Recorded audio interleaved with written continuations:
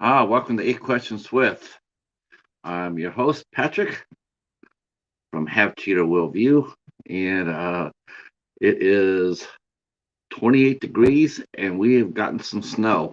Not as much as they've said that we're going to get, but they did say it's going to be a 2 day storm. So far, we've taken a little bit of a bump, but not too much. So that's good. Um, I could hear the plow. I could hear the people shoveling and plowing the roads and whatnot. Our guest is Karen from Ocean Chicks Films. I always get it confused. I always want to say Ocean Film Chicks, but it's actually Ocean Chicks Films. And she has recently been, uh, she's also part of the Final Girls of Horror Collective. Uh, she and a bunch of other young ladies who enjoy horror films have come together to provide reviews and interviews. All right, Casey's here. Greetings, Casey. Greetings. Um, so she'll be here. We'll be talking about a wide mirrored. Is that how you say it? How about just saying we'll talking about a lot of different stuff. How about that? I'll do a little bit of a. I'll do some. Boy, where's my brain today? I was thinking about the guy from the Gong Show, Chuck or something or another. He used to say, "We'll be back with more stuff." So that's what we'll be doing today. We'll be talking to Karen from and about her love of horror. She made a documentary that's done very, very well for her on her channel. We'll talk about her channel. We'll even get her opinion about the crazy Ottawa mess up going on in Canada right now. So we'll talk about a bunch of stuff with Karen. She's very, very nice person, and I enjoy talking to her very much. And so she says she's a little nervous coming up here. I think I'm the one that's a little nervous. I think I'm a little bit like, because like I said, she's really nice. She's accomplished a lot. And and she's got some interview skills too. I watched her interviews and she's really good at it. She also got Brett Kelly to do an interview, which I'll be talking to her about that. I can't, that's an amazing interview actually for our community to get that. Yeah, so we'll talk to her about that as well. Uh, Obviously, we got to talk about tomorrow. It's our last show of the week. So we'll talk a little bit on the calendar. So I met Eric Lum today. We did a little pre-show.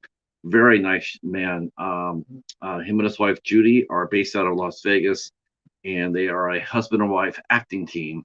And so they'll be here tomorrow night. And then our February picks up. Hi, Katie.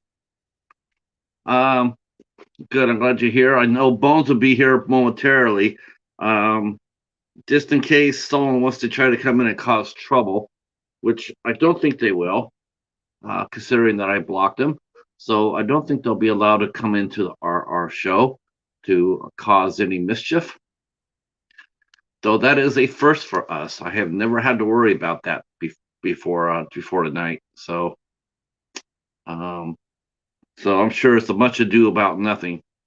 Um, so as calendar goes, we got Eric and Judy coming tomorrow, and then Monday we have scheduled. Um, Jennifer Block will be with us here on 8 p.m. on Monday. That'll be the 7th. That's to be a special show. And then on the 8th, we have Nettis Mallon will return along with his two co-stars from Daddy We're Back. I got to get their names. I know they're twins. I'm just not sure if they're identical twins or fraternal twins. I think they're fraternal twins. I don't think they're identical, but they're really cool. Um, and then on the 9th, we have Sean Riley will be here with us to talk about her career. And then on the 10th, we have film director Asif Akbar, who just finished a movie called The Commandos, which stars Michael J. White. So he'll be here to talk about that. He also directed a film called Clown Fear, which starred none other than Sadie Katz and Augie Duke, both young ladies who we've interviewed in the community. But he'll be here to talk about his films on the 10th of February. Then on the 15th, we had the Mighty Coriander from the Night Watch Zone. As you remember, we interviewed Night, so this time we got Coriander, and I'm hearing, rumor has it that Jerry will be also making an appearance on the interview. Jerry is the fourth member of the Night Watch Zone. He'll be here on the 10th with Coriander. Then on the 16th, we have actress Sandy Johnson will be here with us, 8 p.m. While she is known as for her role in Halloween '78 as the Michael Myers' older sister who he kills, Sandy Johnson has had a very different and a lot of variety in her life. She's done a lot, and we'll talk with her about it. I'm really anxious to see this one, to get her in front of us, and we'll talk about it. And then on the 17th, we have director Joe Leone will be here, and he wrote and directed a film that we reviewed called Reap. So we're going to come talk to him on the 17th. Oh, well, since I already got through the first 3 weeks, I'll go through it all. The 22nd, we see our first stand-up comedian will be here. Yes, we're interviewing Phil Johnson. They'll have a start time of 8:30. 8:30. I've known Phil for years. He was a musician in San Jose. I knew his band, Roadside Attraction. And then he has actually become a rather well-known comic. He's done TV shows. He's done national tours. So he's a pretty funny guy. And honestly, I didn't know that. It's not, and then on the 23rd, we have a couple who are big supporters of us, and we really enjoy listening to them and hearing their adventures. And that is Roy and Becky's Adventures. They are van lifers, and they do a live stream every night, every day at 1 p.m. And then they also have a live stream on Friday. So they're very nice people, and they support the show quite a bit. Thank you guys for all coming in, and feel free to share us out if you have the ability to share us out. That'll be awesome. Thank you. Hey, Mr. Dan and Hoare, greetings. Anthony, greetings, sir. And then the very last day of the month, before we go into Women in Horror Month in March, we have Phil's Creepy Vids. And yes, we'll be talking to Phil on February 24th. That's the calendar. So you guys have a lot of good shows to look forward to, a lot of fun interviews to talk to come over and discover, and looking forward to seeing you guys. John, welcome, sir. Welcome. Oh, sweet, man. Yep. Thank you, man. I'm glad you guys hooked up. That'll be awesome, man. He's a really nice man, right? He's a good. I think something that will happen for you guys. Jamie Hart, thank you for coming in, Jamie. Wow, I don't know why. I'm just a little jittery today. I have coffee. Thanks, Anthony. I'm happy with it. I think it's a fun February.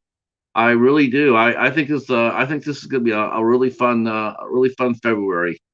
A lot of good people are agree to come talk to me, and I don't know why. Maybe it's because it's a cheetah. I don't know, but I'm happy they're coming to talk to me. Hey, Al, how are you, sir? How are you? I hope that these interviews will help you stay with us, John, because I want to talk to you, because I got some stuff that I want to talk to you about. I don't want you to disappear on us. So hang around.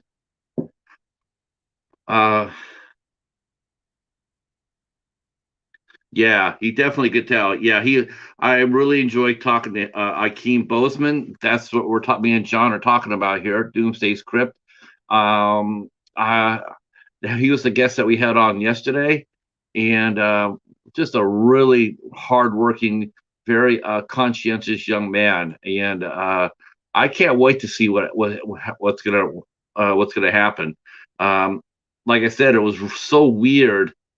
What was so weird is that he's got all these projects and they're all bottled up. Uh,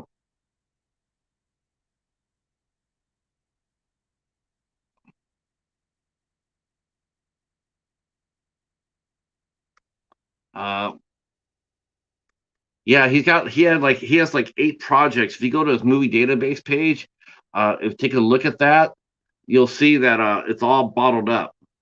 He's got like 8 projects ready to drop it all at once, and he thought that they would start dropping like in July and August, and he says then we could talk, and I'm going like, no, no, let's not wait that long, let's do it now, and I said we'll bring you back for we'll bring you back. Wow, I just cannot talk today. Um, I don't know why I'm so jittery today. Wow, I am jittery as all hell. Um, yeah, but I didn't want to wait until August before and his stuff to drop. I wanted his projects to start dropping. I wanted to interview him now. So, wow. Hold on 1 second.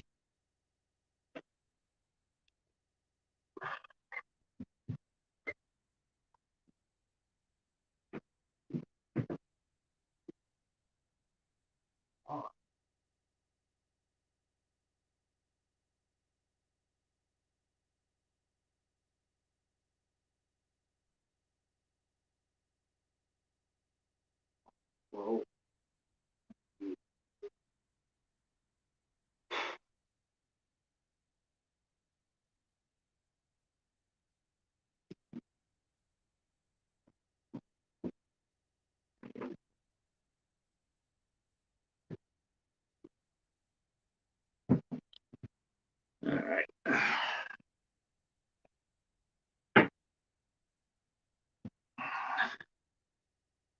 All right. All right. Karen will be here about 8 o'clock or so.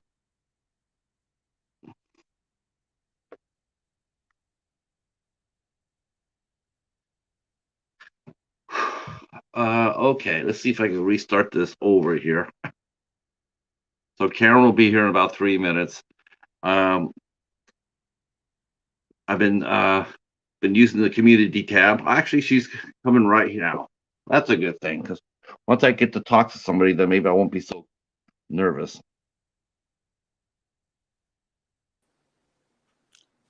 There you are. There I am. Can you hear me? I hear you perfectly. Awesome.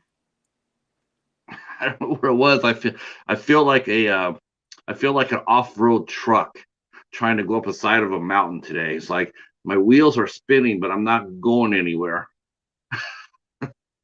Which I don't know why. I'm just like yeah, I don't know why that is. It's just a weird sensation. I think what it was is like you said that you were nervous. I think I caught that. Now I think I'm nervous. Sometimes it happens. Sometimes it happens. You get excited, you get happy or whatever, and then all of a sudden you start thinking about it too much, you start thinking about yourself too much, thinking about what you're gonna say, and then you just get lost and you get lost and confused, or you get lost in the horror corner. Oh, that's it. I could blame Sean for this. Sean Patrick Urshan. I'm gonna blame him for it from the horror corner. Right. Isn't that the great? Have you seen his channel? Which channel is it? Sean Patrick Urshan. He does the horror corner. Have you seen his channel? I think I have. Yeah. He always introduces his every show he does. He always introduces as hi folks. This is Sean Patrick Urshan, and welcome to the horror corner. Like this, put his hand in front of him. Yeah, it's one of the best entries in the community. Yeah, I love it. Every time I ask him, like, I would have been here sooner. If every time I'm late to one of his streams, I always say I would have been here sooner, but I got lost in the horror corner. Yeah. Did you think I wasn't going to show up? No. I knew Yeah, you were going to show up. yeah. No, and so did everybody else. We I have saw quite a that. house. I see quite a house here. Thank you guys all so much. I'm going to be really boring, so I don't know why they're here. Oh, no. I don't think so. I don't. Uh, no, far from it. Far from it. I just hope that. Man, maybe I drank too much coffee today. I don't know what it is. All right, Sure. Karen. I'm gonna give. I'll wait a couple more minutes for some Okay. folks to get here. Sure. Well, how was your day? My day was good, same old. It's a little chilly here now. I heard you're getting a snowstorm, hey? Yeah, we got it. It's not as bad as they thought it was going to be, though. Good. Not what I've seen. I mean, I can hear the snow plows outside my house, but Yeah. it really hasn't fallen that much, and it's just showering now. But they say they're supposed to get another pop tomorrow, Oh, and yeah, that's different. Most of the time we just get, one night of storms, yeah. and that's it. But we're supposed to get another one tomorrow. Right. But I, it doesn't really look like that much snow has fallen on us.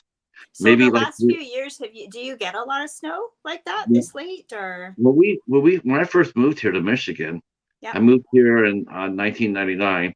Right. We used to get snow as early as November. Okay.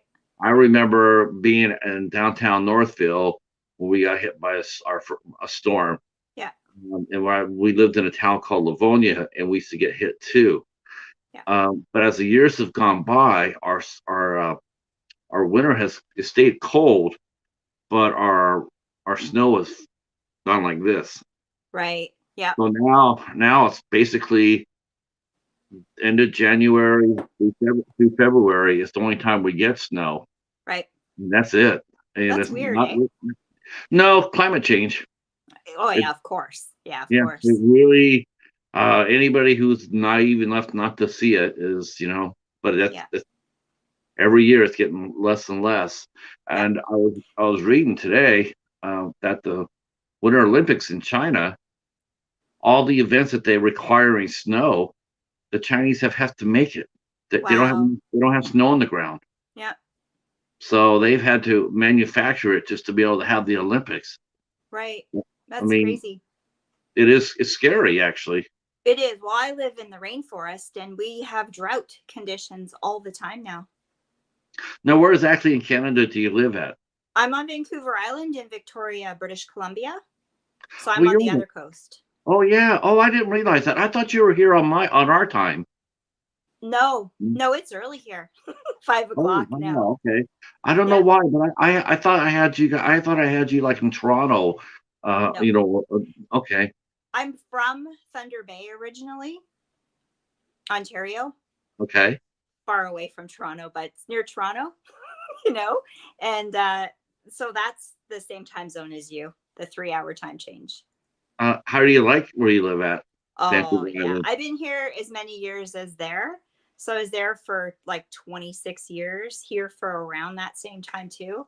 I like it here.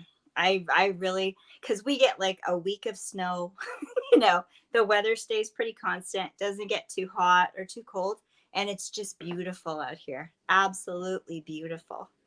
My sister lives in California, and she lives right by the coast, Yeah. a town called Petaluma, Uh-huh. and she says that the last 3 or 4 years it has gotten as high as 90 degrees where she's at Right. pretty much on the coast. Yeah. And I've never heard of weather like that hot. Yeah. Not on the coast. On the coast has always been cooler. Then Cooler. Yeah. you go into inland. Then you go inland.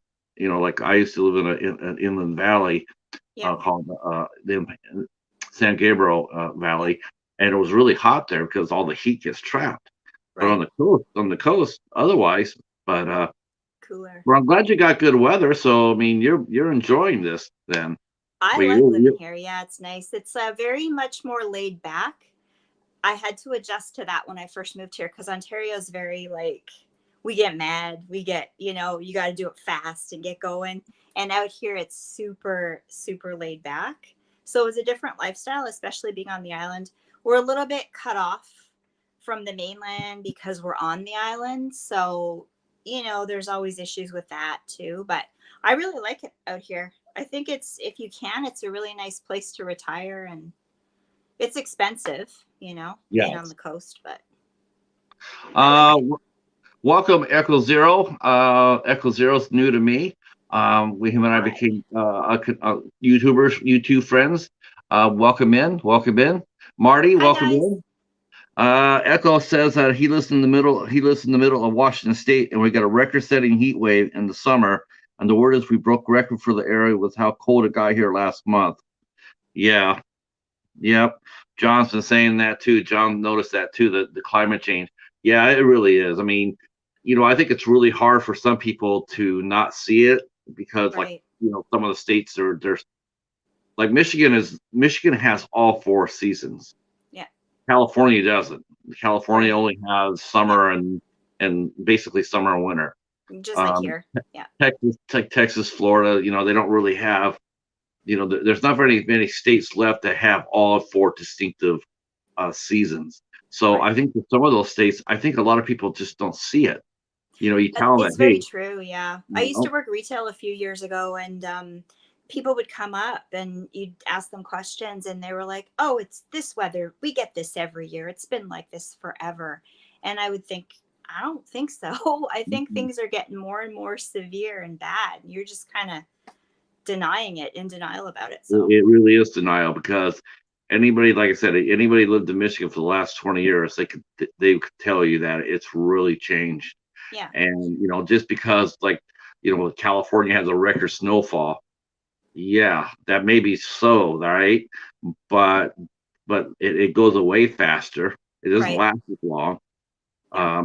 And same thing with us. It doesn't. If we might get 12 inches tonight, but that's all we're gonna get. Normally Yeah. we get like three times as much as that, but we haven't. Yep. We will, so. But uh, so let's get this party started. Um, so tell us a little bit about yourself. Like, are you a native Canadian? Yep. Yeah. Born and raised Thunder Bay, Ontario. I'm out on the West Coast now. And yeah, just recently started the whole YouTube thing and met all you guys. Got Uh, into the horror movies and stuff. So it's been lots of fun. Now, have you as a child, were you always into horror, or, I mean, how did your love of horror begin, Yeah. or So when movies I in was a general? kid, I realized this the other day. I was 5 years old. And my dad used to sit on Friday nights and get me to watch Kolchak, the Night Stalker. I was 5. Oh wow. He would shut off all the lights Uh-huh. and he'd go, "Okay, we're going to watch." I was little. He would run downstairs and go do whatever he had to do. And then I'd be sitting in the dark, absolutely terrified, ready to watch this show. And I was a kid. That was pretty scary stuff It back was. then. It was. Hell, it's even still a little it's even still a little bit creepy today. A lot of those the Night Stalker, they still hold up a little bit today. Yeah, You can true. watch it, and you have a good enough imagination, Yeah. um and it can take you back. um do you know that show only ran for the 1 year, right? Yeah, it was very short, wasn't it? Yeah. Yeah.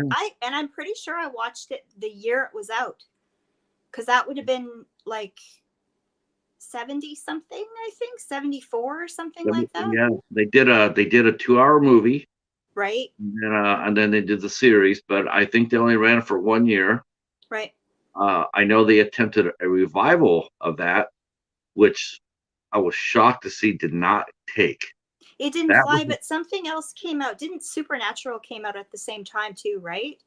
I And think I it might think have that been, stole the yeah, show. because I mean it was Stuart Townsend and Gabriel Union in the Yeah. revival, and Yeah. I'm thinking that's a hell of a cast. Right. And then all of a sudden it just didn't work, and it was gone after another year. Yeah. But yeah, the Night Stalker. I've looked for that series for a long time. I have not found it. Now, They've do you? re-released it, I think, as a special package thing. I saw that a while ago, actually. I forgot about it. You just made me think of it now, I think. Are you a physical media collector or digital? I'm a physical media collector.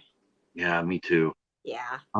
Now, what do you consider hunting? Do you consider hunting thrift stores, eBay, brick and mortar stores, yard sales? What do you consider like a true hunt versus just going out and buying it?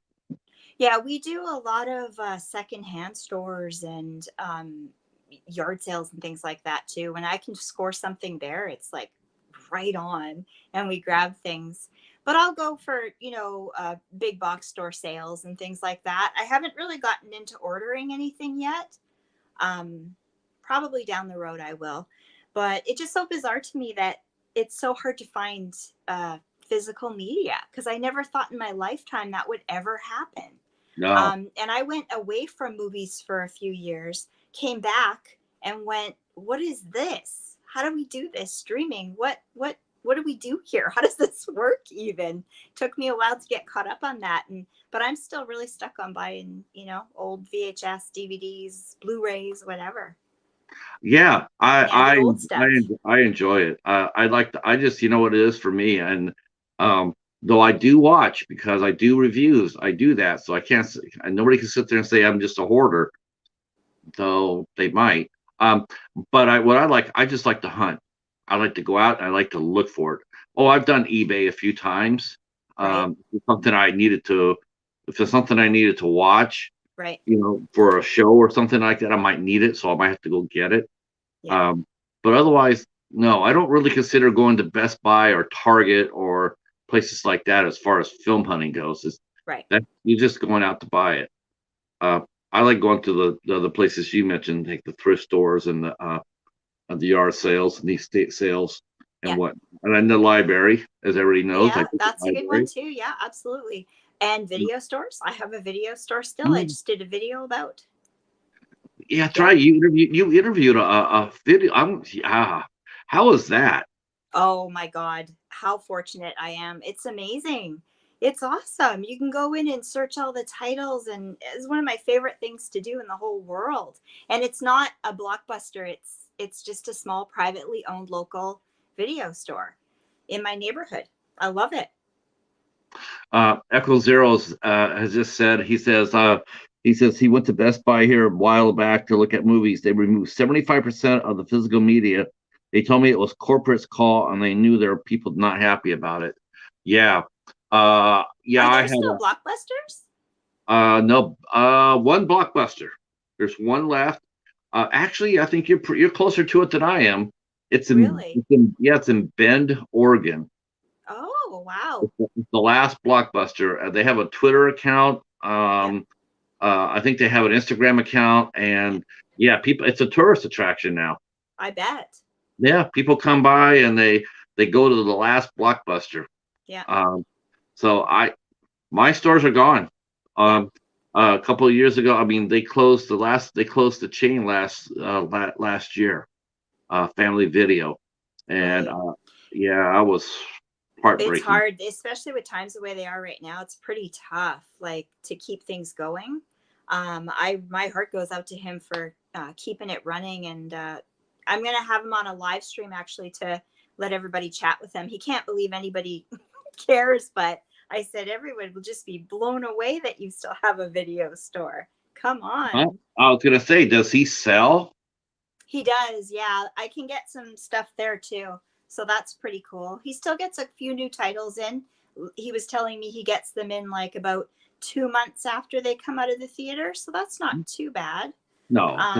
So I can still watch that. But the great part is you can dig up and watch all the old stuff, right? Like from way back in the cult stuff and, the TV series. So it's pretty Welcome cool. in, David. Hi, David. And Sam. Yeah, there are no more videos. There's no more videos around me either. They're all gone. There's just, yeah.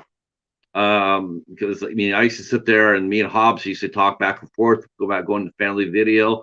Dan from Reject Films, he was a big Family Video guy too. And Yeah. whenever one of us would hear about the big sale, they'd be doing a 10 for 10 sale. We would Right. get on there and tell each other, hey, the sale's coming up. Now it's like that for Dollar Tree. The community Right. will, they have that. It's almost like sending up smoke signals. It's like, okay, there's a sale coming. It's like beating the drums for it. And we all Yeah. get to know about it before the sale.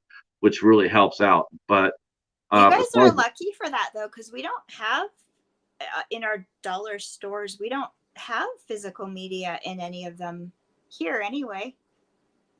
yeah, it's I'm hopeful. I'm hopeful that Dollar Tree will actually do a trend that I noticed. And I noticed that, because, before what they would do is they would sell, just a lot of overstock from a lot of stores, right? A lot of like Right. Target or Best Buy or Walmart. And pretty soon, though, those things run out because there's just thousands of Dollar Trees, and every store has to be serviced. Right. Uh, but all the inventory of that was going to slowly dry up. And then what? Because the dollar movie sales, that Dollar Tree knows that if people come to their stores for the dollar movies, they're going to stay and buy other stuff. It's a loss leader for them. Right. A retail term there. It's a loss leader for them, but Yeah. that people come in and spend a lot more money with them. Oh, now that I'm here, I'm going to go buy this and buy that and buy that. Yeah. And this is people they normally don't see. Right. So what they have done is, I believe, is they have started to make deals to make sure that, like MGM has been releasing their films at Dollar Tree. Right. All it is just DVDs, no extra, bare bones, but Yeah. they're releasing their old catalog. And I think Right. it's there just for the Dollar Tree. So it's actually the first step from a studio and from a store to keep physical media back into the store instead of taking it out. They're Right. putting it back in. Yeah. So you don't have Dollar Trees at all there, or they just I, don't stock the movies. I feel we do have Dollar Trees, but just no physical media. They used to a couple years ago, but not. We don't see that anymore. Really, I Um, wish they did, but Now, what did you watch when you were younger? What was your favorite type of movie? um, I you see the scariness of the horror flipped into I liked horror, right? It changed. So like in the 70s, all of the books, the books would come out of the movie before the Mhm. movie. So my sister who is older and my mom were right into all of the books. So they read the Amityville Horror, they read The Entity, they read um I can't even think of names. Halloween All of 78. these books, and then they would talk about them. So I basically hear the whole story when I was like 9 or 10 of these, and then it would come out at the theater. So I got really into all of the sort of supernatural horrors in the 70s. That kind of thing was what I really enjoyed. Ghost stuff, haunted houses, all that kind of thing, demons. And then from there in the 80s, I guess I kind of got into high school and all that kind of stuff. And I liked, all of the romance movies, the romantic comedies, that kind of thing, like Dirty Dancing and The Karate Kid and all of those kinds of shows for then. And then probably in the 90s, I got more into art school. So I was into documentaries and that kind of thing. And that's where my activism started up a little bit. And then in the beginning of the 2000s, my daughter was born. And I watched Toy Story and, Blue's Clues and, Strawberry Shortcake and all that fun stuff for about a decade.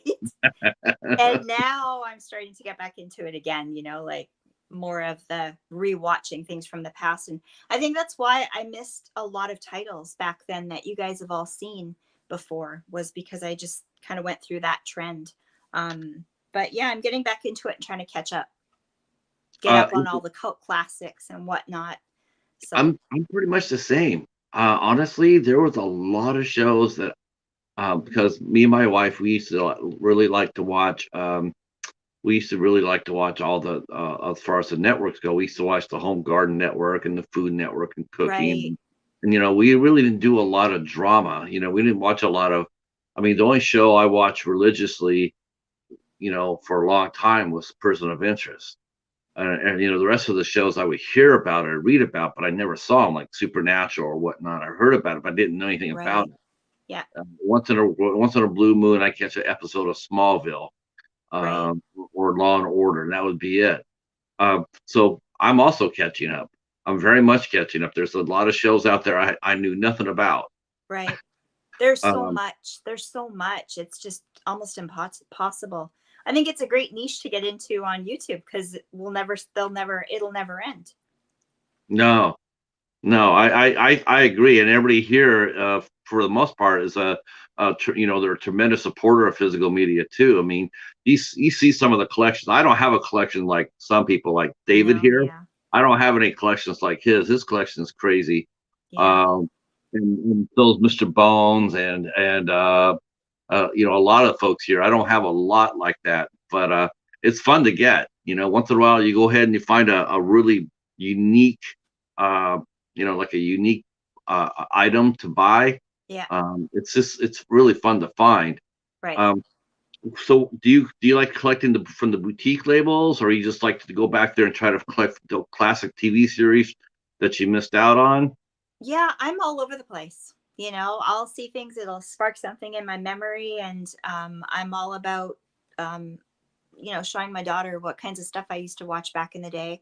And then I get inspired by her too, because she's up on some of the newer stuff that's going on with her friends. So I'll learn about that as well. And I have to be honest, I watch Netflix a little bit here and there. I'll catch some of the new stuff.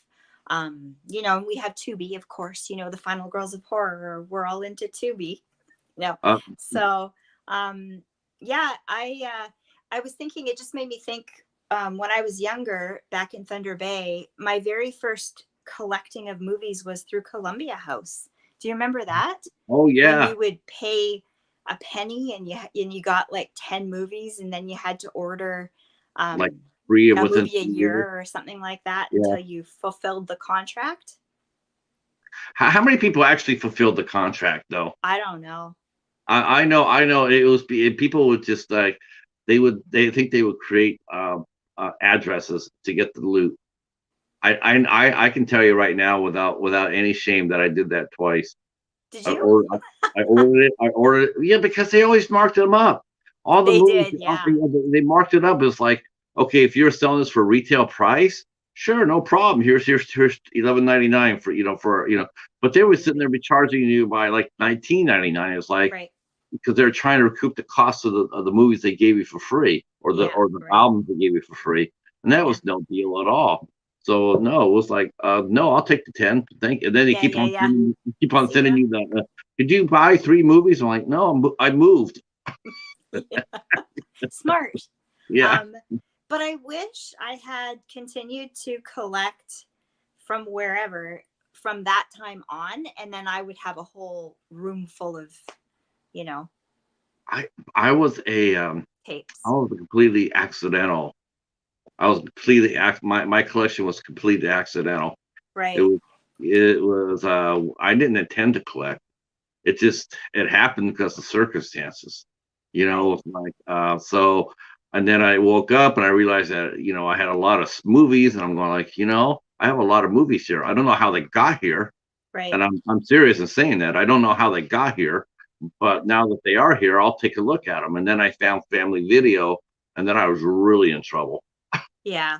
Then you start going crazy with it. Um, so I heard you mention a daughter. Do you guys what do you guys like watching together? How old's your daughter now? She's still she's She's still 13. okay. So mostly it's just, you know, Oh, she's on video her. games. Okay. Yeah. But yeah, we'll watch.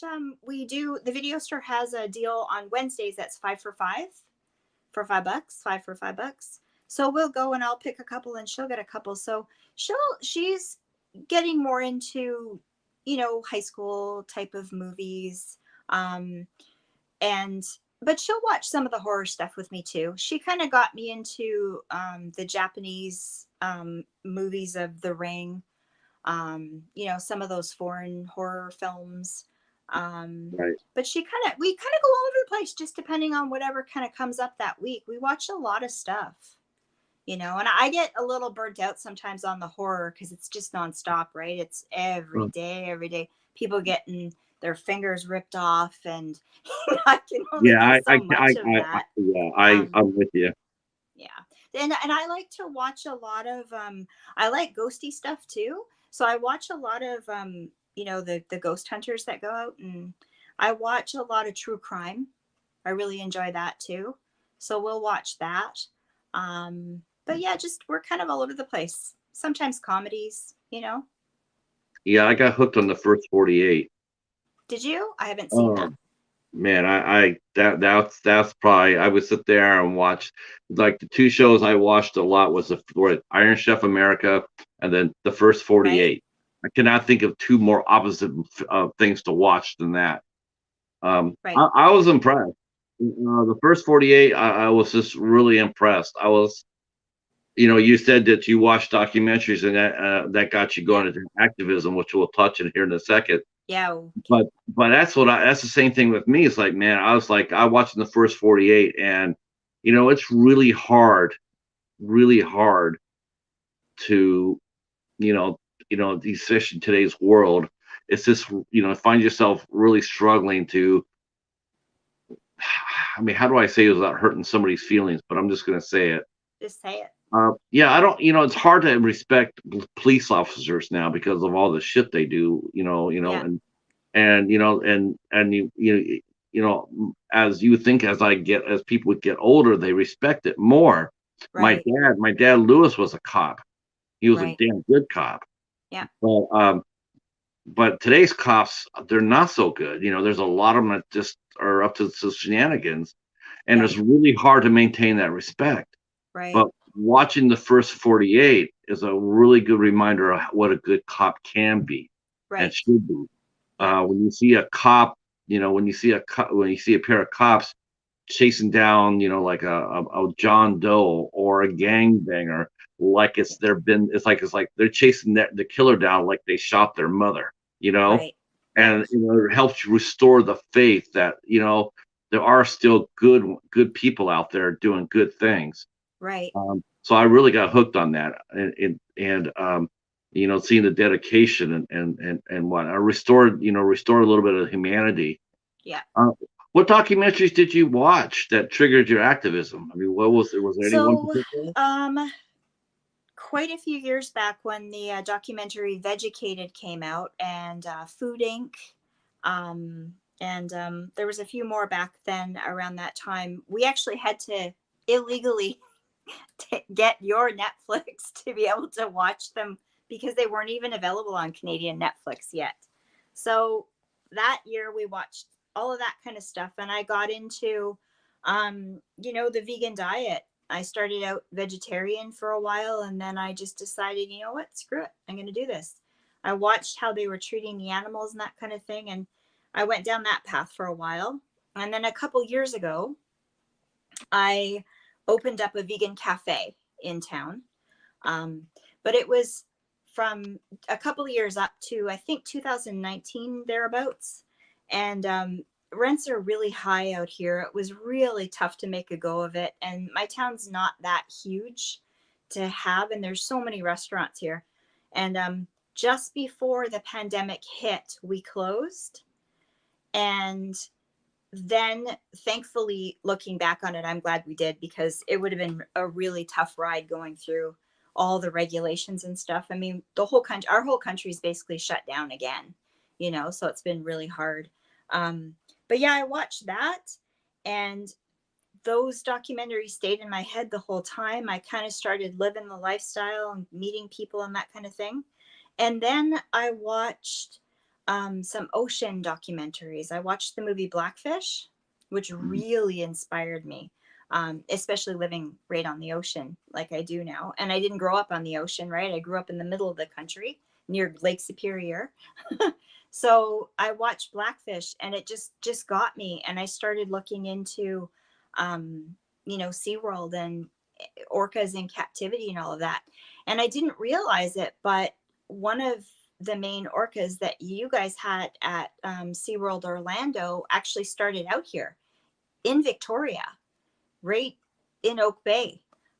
He was captured there and housed. And I remember my aunt visited, and she said, I remember there being orcas here. And we thought she was crazy. Like, we said, no, I think you're wrong. Don't know. There was nothing. And we learned that they had basically a penned off, very small area right in the marina, not downtown, but in the Oak Bay Marina. And they had captured these 3 orcas, right, from when they were little.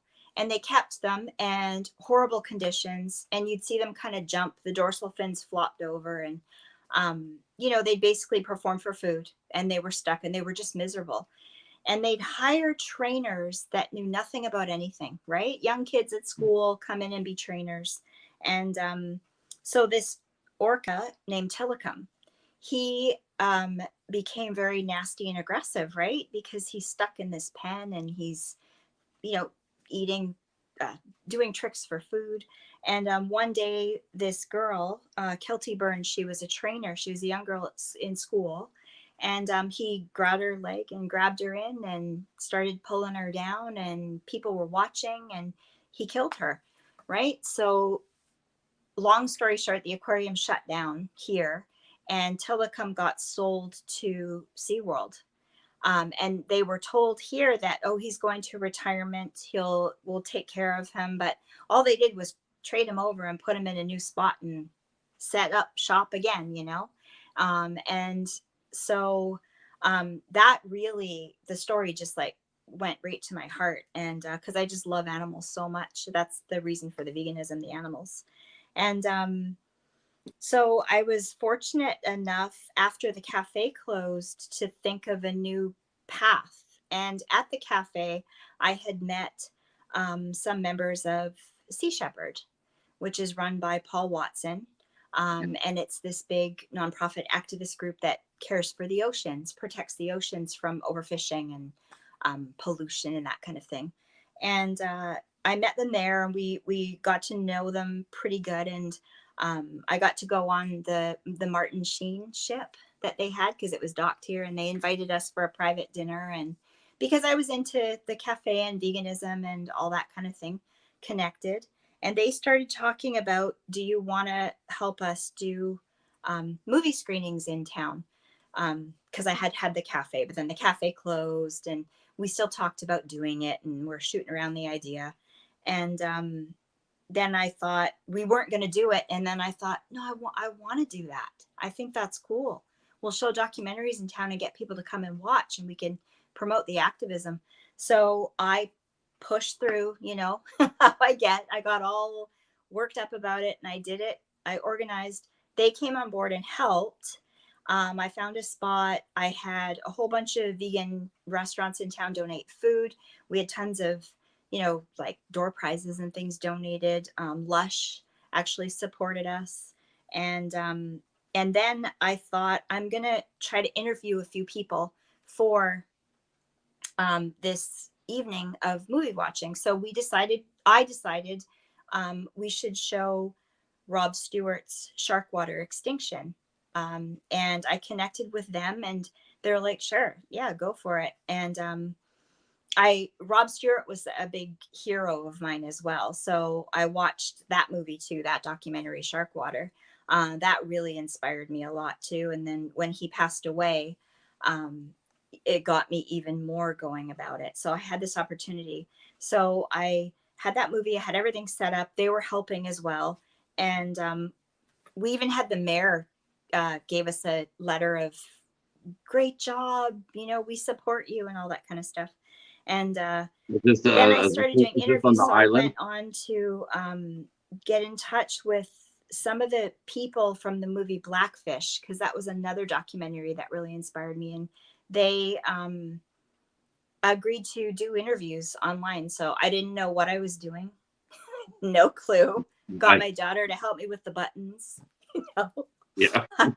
And I talked with them, and we taped it. They told me all about, they were former trainers from SeaWorld, so they were in that movie as well. And they talked to me about everything that happened there and what they believed, and they're big activists now. And I was able to show that at the screening. So that's kind of how that went. And then from there, I lined up another documentary that I saw that was really incredible, was The Animal People.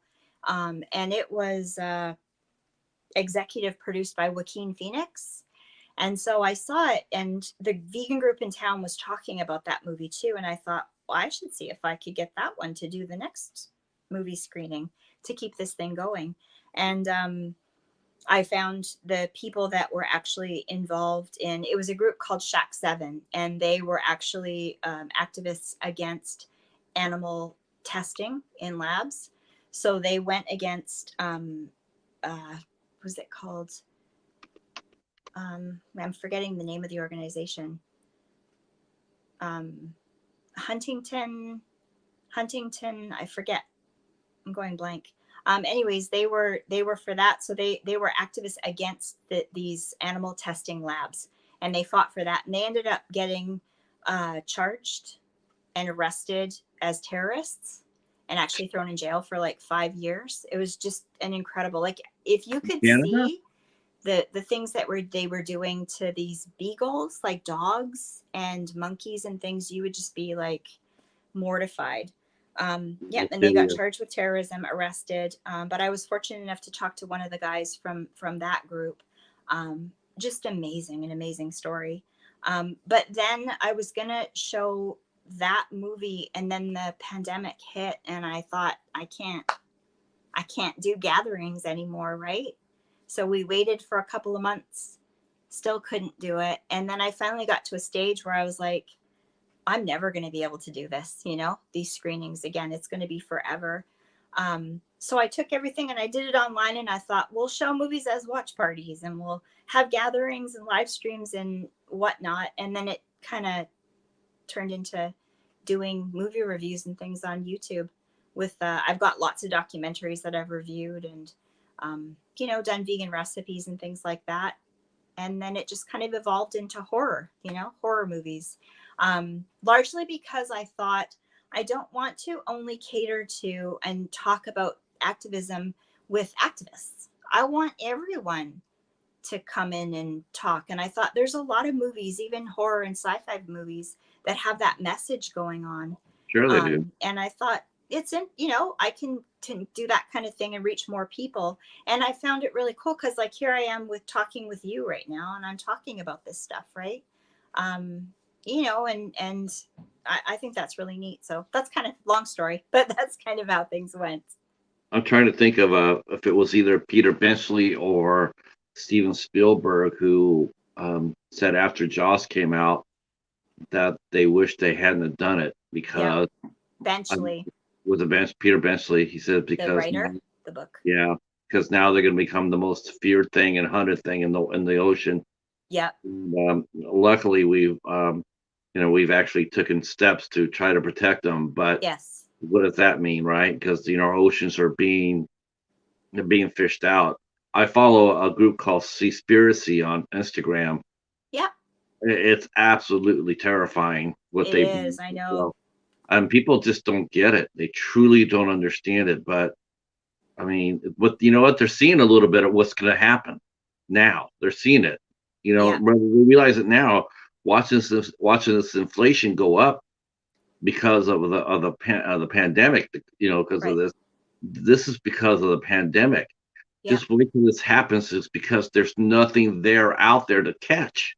We have no more food. We have no more fish. Yeah, I'm fortunate enough that I have Chief George Quack-Sister Jr. He is up island here, and I've met him. He's absolutely lovely person, and he runs part of the campaigns against the fish farms. So I've learned a lot about that too. I didn't really understand that, but that's destroying the salmon populations too, because they're growing them, and they're getting this like disease, this larva that's just eats away at them, and they're just disgusting. And those diseased fish are breeding with the wild salmon, so it's decimating the populations. And when you get rid of the salmon, what do the orcas eat, right? And it just goes on and on and on. All the different ecosystems get affected, so it's pretty bad. I mean, we look at vegans sometimes will argue with people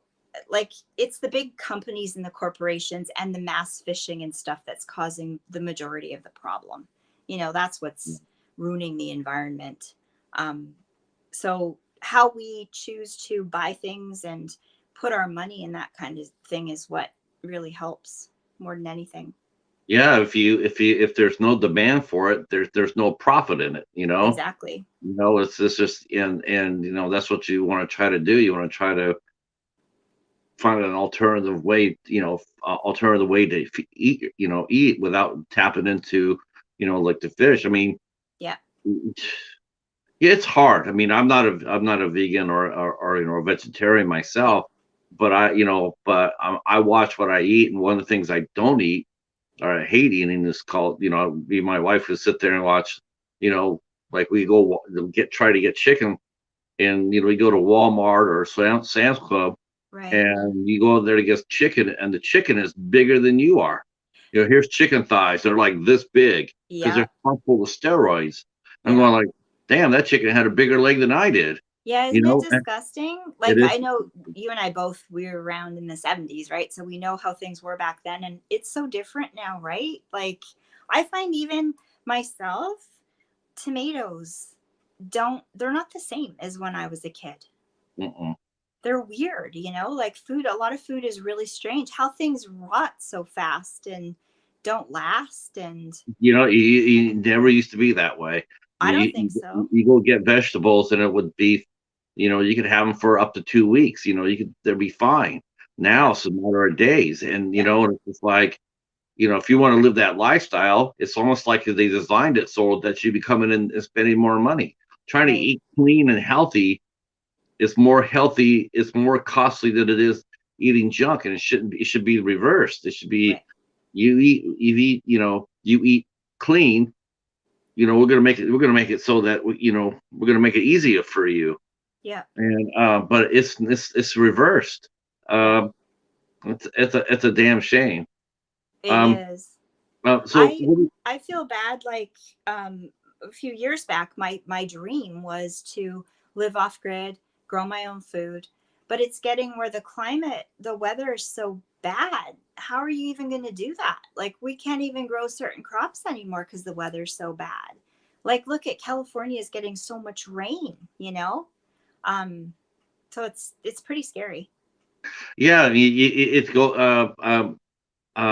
Like Echo mentioned, that he lived in, where it was where the worst weather in Washington State history, and then now all of a sudden, then it's the coldest area they've ever had. I mean, Right. it's just so, and it's like there's no consistency now. And Right. we can't expect the weather to behave like it normally does, because it can't. Yeah. We've actually, and the thing is, though, so you actually show people during the pandemic. They showed satellite pictures of China, and over China before the pandemic, you couldn't see China. All you saw Right. was this pollution. But Right. after the pandemic was placed and everybody was going to, wasn't doing anything, they showed China, and it was like clear as day. And it was Yeah. like all the planet could heal itself It if could. you Yeah. give it a chance. You got to give it a chance. Yeah. I Um, agree. and see, Trenchy here is mentioning, yeah, and they market it to the poor, the chickens that are actually taken care of. Let's see, yes, yeah, they do. That's exactly why they do the steroid chickens. They do that because they grow the chicken, they pump it up faster and bigger, Yeah. and then they butcher them sooner, Yeah. and they give, yeah, you're right, they market it to the poor. Yeah. Look, at you could feed a family of five off of Right. one chicken, Yeah. but even though normally that's not how it would go. Yeah. Um, yep, yep. Let's see, Mr. Danaher wants to know if you grow microgreens. I don't. I live in a basement apartment, and I've tried growing some things on the windowsill. Right now I can't do that. So I'm hoping eventually moving into a different place and being able to do it. When Abby was very little, I lived in a place where it was up on third floor, and it had a balcony. So we actually, my daughter eats raw vegetables as her favorite food. Am I remarkable as a mom or what? No. So how we All did hail that Karen. was we got flower pots and got her to plant carrot seeds, spinach, lettuce, and stuff, and grew them out of flower pots, and they grew great. And then she would harvest and eat what was there. So she would eat kale when she was little, like raw, and lettuce and carrots and peas and all kinds of stuff like that. So I want to do that again. Absolutely. I mean, I would love to have a plot of land and have a massive garden, but yeah, I would love to do that. But it's really hard in my where I live right now to even grow microgreens. Like it's just, but I would if I could. No sunlight, right? No sunlight, and it's just not conducive. Um, Yeah. isn't there lights you could to help that? I mean, like hydroponic Could light, or am I could do wrong? that. Yeah, I don't. You know what? You know who probably knows more about that? It'd probably be Larry D. If you're Larry, Okay. if you're still in the chat, Larry, is that something that's because he does. I think he grows chilies. I Oh, think he grows chilies, and he also has fish. And I know they use hydroponic lights for fish. I believe. I could be. I think I'm right. Or in the area. yeah. If Larry's still here, maybe he can answer that. Yeah. Um, yeah. Now, have you ever gone to a? Have you done protesting yet? Have you gone out there and marched? Me, no. No, Yeah. it's Yeah, I fun. have. Yeah, Oh, of okay. course. Yeah. Hi, Fluff. Um, yeah, I've done that too. It's really weird, isn't it? It's strange. Yeah. Where I live, it's kind of commonplace though. So they have lots of peaceful gatherings. So there's lots of that kind of thing. But it's different. Yeah, very different. I never dreamed living in Thunder Bay that I would be out on the West Coast attending protests with Sea Shepherd, Never would have thought of that. Um, as a Canadian, I want to touch this real briefly because it's gonna have to. I was gonna have to. But what's your opinion about what's going on in Ottawa as a Canadian? Oh, Cut loose. You got the whole floor.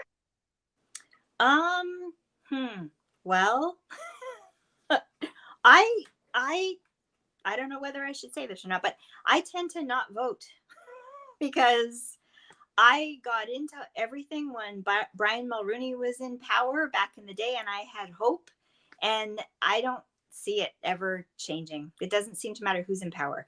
That being said, I mean, I don't know with how things are, like it's kind of I wouldn't want to be running a country right now or doing any of that stuff.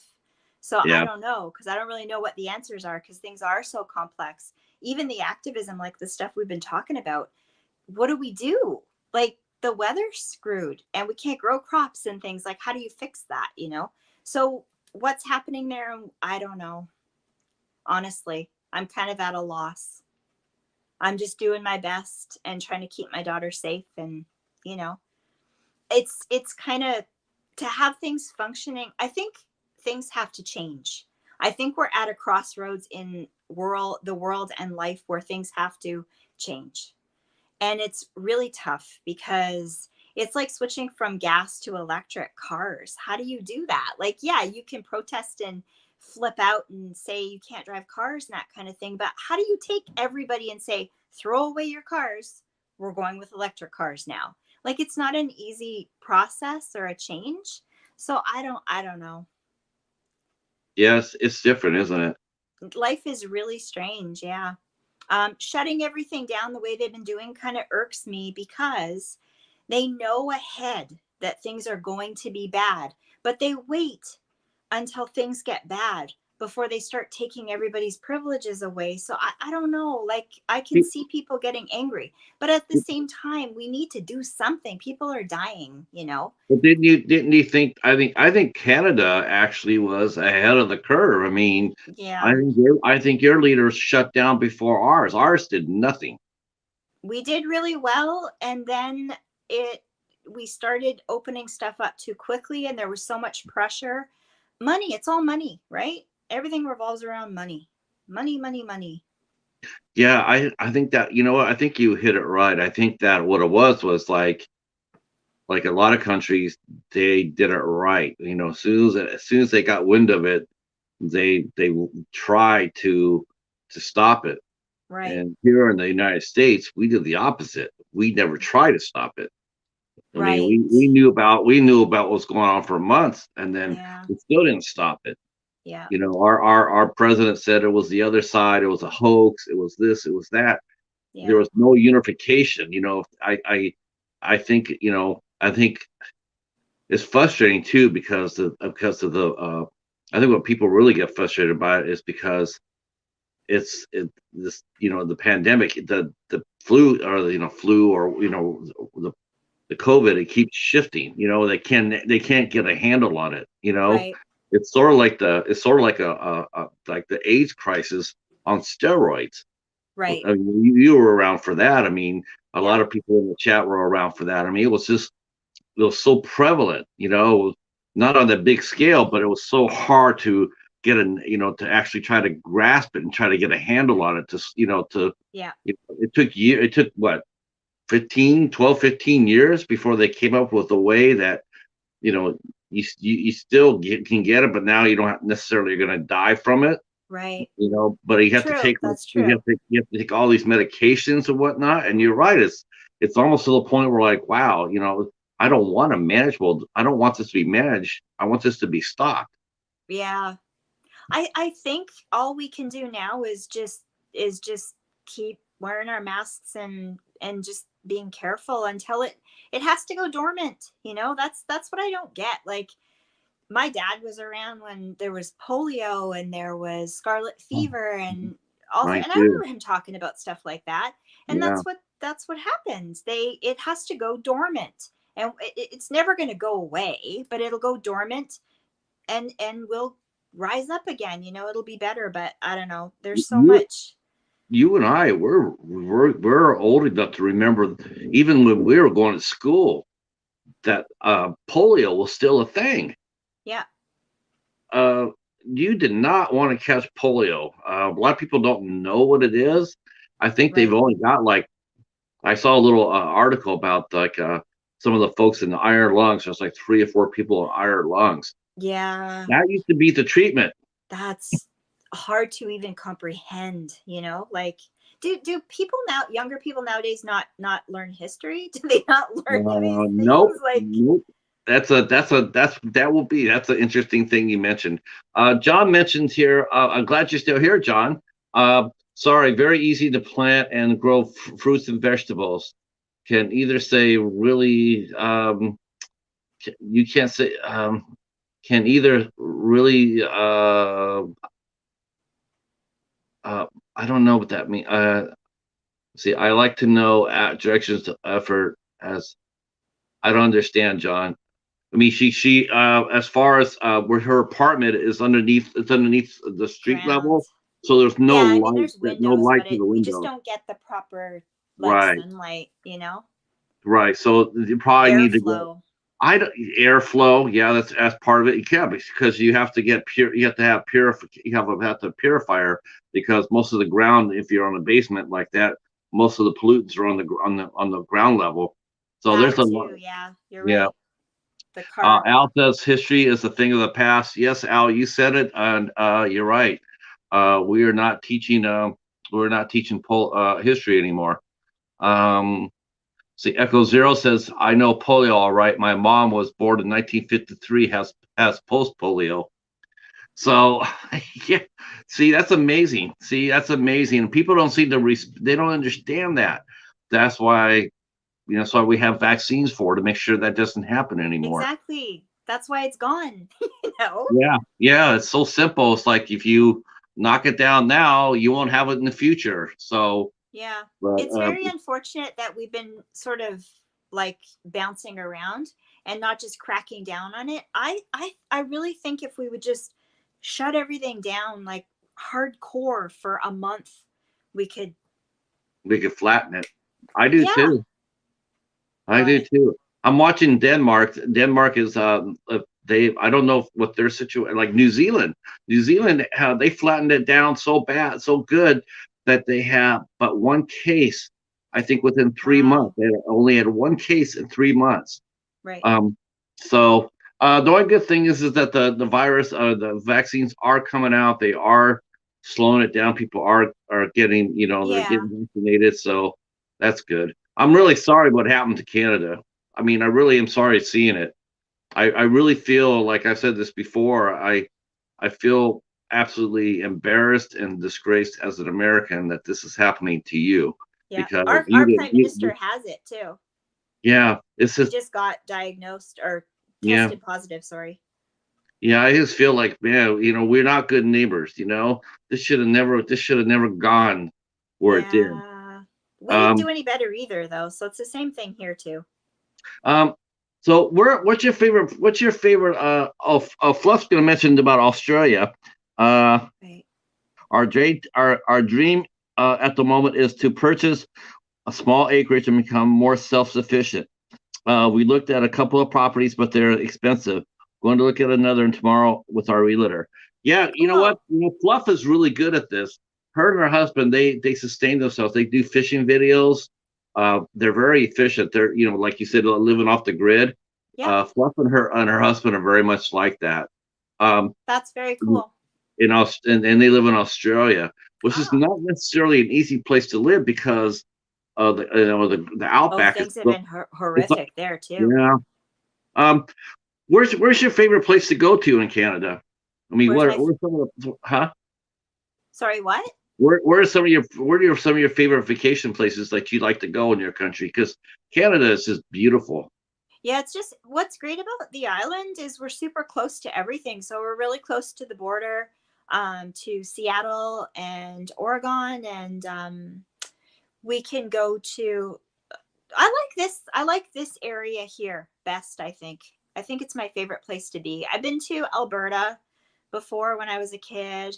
Ontario is the weather's really extreme, and my hometown is just not it's just not what it used to be. A lot of the industries, like the paper mills, the industries, they've um, quite a few years ago shut down.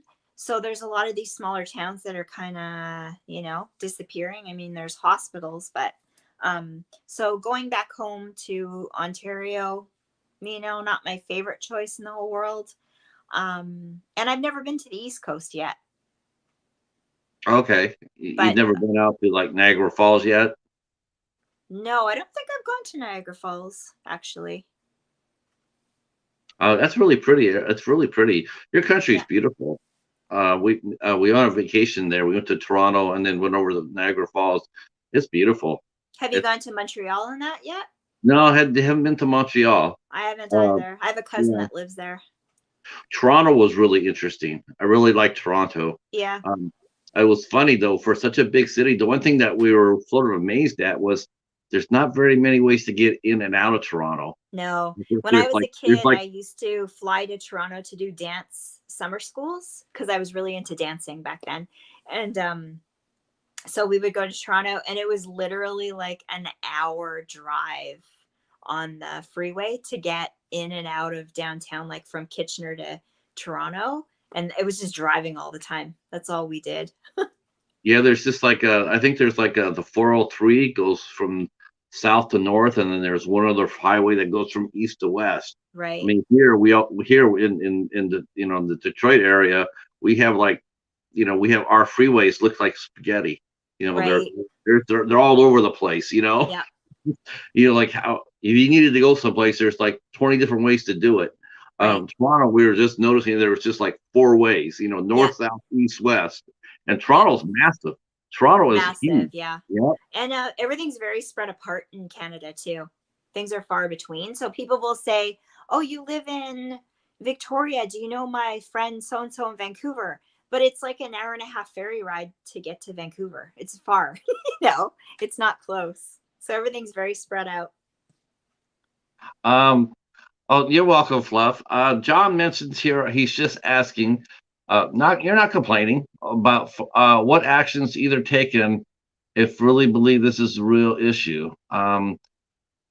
You're not saying not saying wrong. I just think important to know actions to improve on personal level. It's no, I don't mind asking questions, John. No, not at all.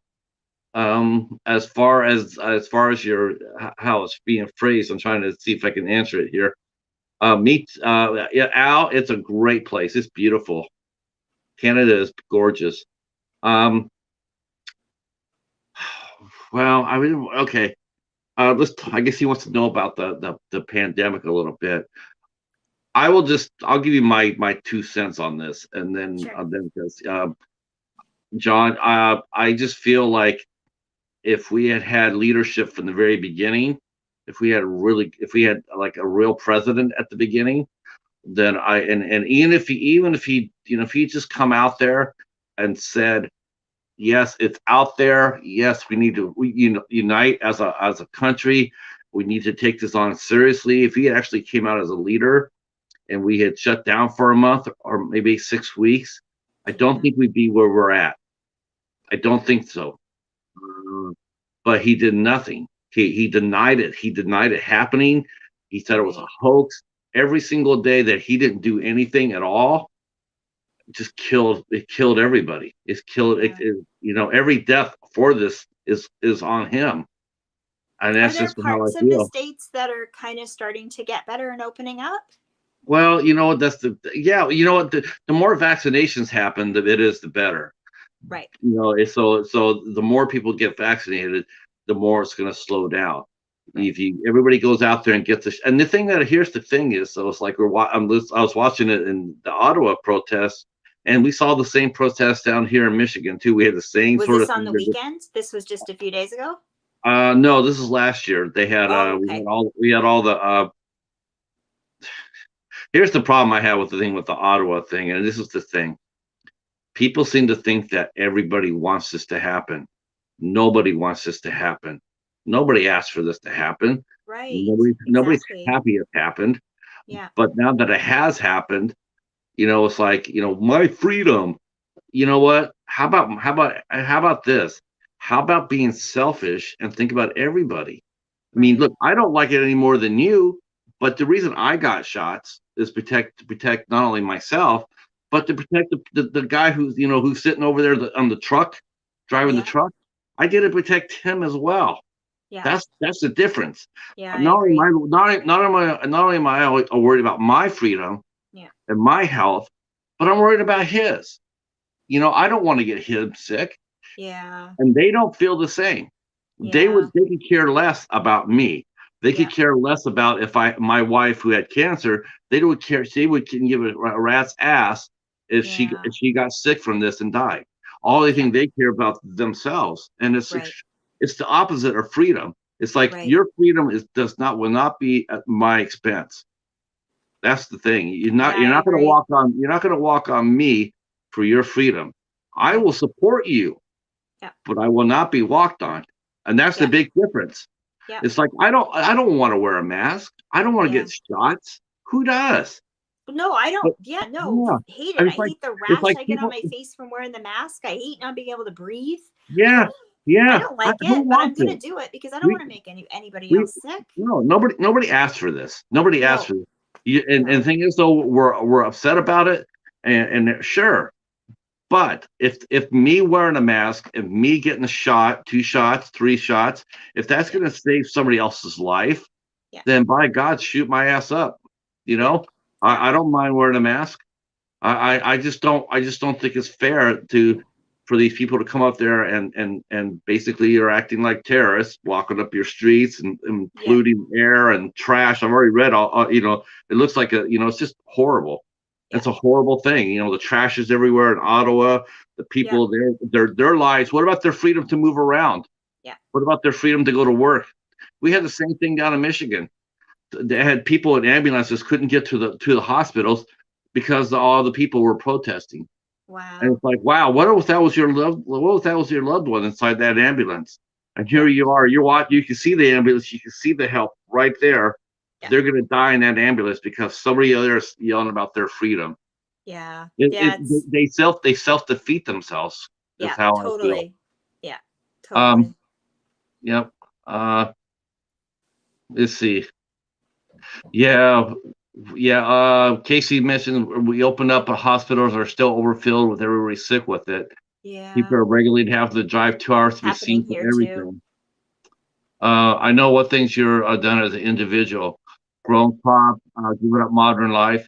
Um, As far as everybody does their own thing in their own way. Karen has actually made very positive steps to making. We all do our best to we're like little ants on an anthill. It's like you don't really see exactly what's being done until you get really up close and look at it. It's Yeah. like even if they just move one grain of sand, they are doing something. Yeah. Just Well, you because hope they're not so. moving the whole, Yeah. just because you don't see them moving the whole building doesn't mean they're not. Um, what? Who do you have? Is your island pretty activist too? I mean, are they? Do you still meet with people on your island to discuss things like that? Yeah, What they being in do? BC, there's a lot of activism, but there's also a lot on the opposition too. So we have this big issue right now with trees, the old growth rainforest, and these companies have come in and they're hacking it all down. So there's nothing left, and without the rainforest, I mean, that's we're screwed. So there's still that both sides of it, right? Right. Um, decimating Alberta with putting in these pipelines, right? There's still that fight. So there's kind of equal amounts of both, but I'm kind of in the heart, I think, of a lot of the activists protesting for the rest of the country. So, it's kind of split between the two. It feels like there's a lot less young people standing up to fight, and a lot of the older activists aren't here anymore. They've passed away, and so it's kind of a big battle. But there are victories. There are still people that care about other people and about the planet and that kind of thing. So we just have to keep going. Just keep going and doing what we can. And I never come down on people for you're not vegan, you need to be vegan, you shouldn't do this, you shouldn't do that. Everybody has Oh their my own God. individual I story, but you do your best, right? You do I your would best. I would be pounded if that was the case. I don't know. Yeah. I'm like like I no, me and the cheetah we're meat eaters. Definitely. Not a lot of meat, because it's so expensive. I Right. was talking to somebody yesterday at the library, and they're sitting there going like, it costs $50 for a pack of steaks now. I'm like, Right. I can't even. I told her I was honest. I can't even remember the last time I had a steak. I Right. can't. It's been that long. Yep. Um. Uh. Let's see. What have we done and sacrificed in life? Wow. Well, if you come to me and ask, what I sacrificed in life, well,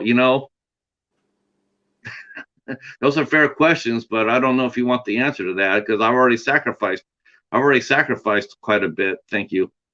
But part of what I do, part of what we're talking about is raising awareness. That's what we can do. We raise awareness. Yeah, you're right. Yep. I mean, do we have it used to be John, that you could actually you could actually have a chance to make an impact, but it's been legislated out of it. You can't protest anymore. You can't walk up and That down the too. street with Yeah. signs anymore. Yep. You can't do that. You run the risk of getting beat down by the stormtroopers. Yep. The protest is the last weapon we have left. Yep. It really is. It truly is the last weapon. But it Yep. has to be. It has to be an informed protest. It can't be just a emotional protest. Right. Or it can't be a mob. Yeah. And that's the difference. You Right. can protest and protest effectively, but you can try to it's hard to like Karen said, both sides are basically the same, the two sides of the same coin. There's Yeah. not one any much different from the other. Yeah, I think we all have to work together to find a way to make it work. Because I think that's why I kind of got more into horror movies instead of just the hardcore activism, still keeping my views and my opinions about things and still living that lifestyle. But if you come up against someone who's 1,000% against what you're saying, you're just going to beat each Yeah. other to death. You're never going to get anywhere. So I think it's important to take a step back. That's why I don't agree with saying you have to be vegan, you have to do this. Some people have health issues. Some people are living in places where that's not a possibility. Some or people, or worse, they just can't afford it. Like I said, to aren't be educated, they can't yeah. afford it. Yeah. So I think it's important to work together, as much as we can to figure stuff out. Yeah, I would like to. That's the thing. I mean, when you sit there and you go out there and you do try to find stuff that's healthy and clean and you want to do your part by when you do that, you are doing your part for the planet. By look, here's what I'm doing. I'm not eating fish anymore. I'm not eating. I'm not going to eat steroid chicken. I'm not going to do this. I'm not going to do that. And Right. that and by doing that, you are helping the planet. Like you watch what you eat. You recycle. Every time you put something in the recycle bin, it's now we don't have to worry about now you're not contributing to that big patch of the plastic patch Yeah. in the ocean. Yeah. I would love to. I read about all these. I don't know how we got into this, but we're going with it. So Do I we would still love to have see. viewers? Yeah, no, they're still here. Everybody's gonna hate me now. No, they're not. But No, no, you know what? No. You know what? If they really if they like you, they're going to respect your opinion, whether you agree with it or not. They're right. still going to respect your opinion Yeah. because it's your opinion. It's an informed one. Right. So they'll respect it. But it's funny. I think we do use horror though as an escape. I mean, I think horror is probably more than all genres of movies. It's Right. probably the one to use most as an escape. Right. That's just how I feel. I think a lot of Yeah. people love horror. They like being scared. They like to have that little rush. Yeah. It's an escapism. Movies are escapism. Yeah. And we do need that. Oh, Um, absolutely. Yeah. I think so. uh, that's when you were growing up. I mean, when you were getting into horror. I mean, in the '70s, what Yeah. else did you like? What else did you like watching? I remember when the movies, they came out much slower than they do now. Yeah. Grease and Star Wars. I remember when all those movies came out, you went to the big theater to go see them. Yeah, what else? What else was out back then? Now, It what was a type of long horror do time you like? ago. What type of horror do you like? Do you like best? I mean, I do you like like? supernatural horror. Me too. Yeah, it's my Me too. favorite, hands Oh, down. yeah, yeah, Yeah. mine too. I don't know what it is. You know what? I think because that's the only genre that still can actually get me scared. Me too. And You got me to watch that movie, the Ashcroft Entity. yes, Oh, I loved that. I watched it. It was afternoon. Abby was at school, and it was such a good time watching it, but it was scary. it was very spooky. It was. I was like, it's funny. It's funny because I watched the first movie, right? I watched this gentleman who directed the Ashcroft Entity. He's basically remade the same movie 3 times. Oh, I Okay, didn't know that. I yeah, I didn't know that either until I talked to Kelly, and he's made the movie 3 times. I think the Ashcroft Entity is the second one. Oh, I actually like that title more than I like the original title. They called the original title The Unholy. right. I thought the Ashcroft Entity was a better name for the movie. Yeah, I think so. I did too. I think Wild Eye did it right. They changed the name of the movie. I think that was smart on their behalf. Right. Um, I don't know what the first one was called. I have to look at his database, but I know the Baylock Residence was the last thing he did. He did the third one, Baylock Residence, Oh, and he moved. What he did was he moved the setting from the '70s, like into Ashcroft, and I think it was the '70s. Was it eighth? Yeah, maybe. 70s, I think, right? Yeah, it was the '70s. Yeah, because they're still using the rotary phone. Yeah. So they moved it to World War II, and then for the setting for the third movie that he made. Oh, I Um, saw that. I saw the title for that one. I didn't realize that's what it was. it's the same Oh, director. gotcha. Yep, the same director, and Kelly's in that movie as well. She's amazing. I think so too. I love her. Yeah, she is. Yeah. She's a comer. Yeah. Um, watching the Baylock Resident, and then what got me was, um, I'm watching the movie, and then they had an alternative ending, like they Right. did in Ashcroft Entity, right? Alternative. I was really scared. I'm like, Yeah. oh my god, please don't do this again, right? but I watched the ending of the alternative ending. He got it right in that movie. So Okay. he ended it right. But the Baylock residency story, he dropped the ball. And the ending that they had for the alternative ending, they should have used for the film because it Right. was that much stronger. Right. But after I interviewed Kelly, um, like it was sort of like I wanted to, like he got upset for my review. Oh. Rob from Wild Eye told me, and so did Kelly. They both told me that he didn't like your review. I would have loved to talk to him about it, but he never really got back to me. So what could I do? Well, Um, you have to like you have to be able to say your opinion about things, what you think. I did. I gave when I watched the Ashcroft Entity. I gave it a thumbs up. I said it was really well done. I said I didn't. I mean, the ending was great. The story was great. The acting was there. Yeah. There's some bumps and bruises, but that's what you expect out in any independent film. Yeah. So no biggie. I just didn't understand why he made the same movie three times in a row though. Yeah. I haven't ever heard of that. It's different. Um, but But now I want to watch all three. Yeah, by all means. Well, you have to watch a Dark Song too, though. The supernatural horror does spook me. I mean, it's for some reason, and it spooks a lot of people in Well, because horror. we were around back. I'm just gonna plug my phone in here. Sure. Can I reach? Oh, shut myself off. There I am.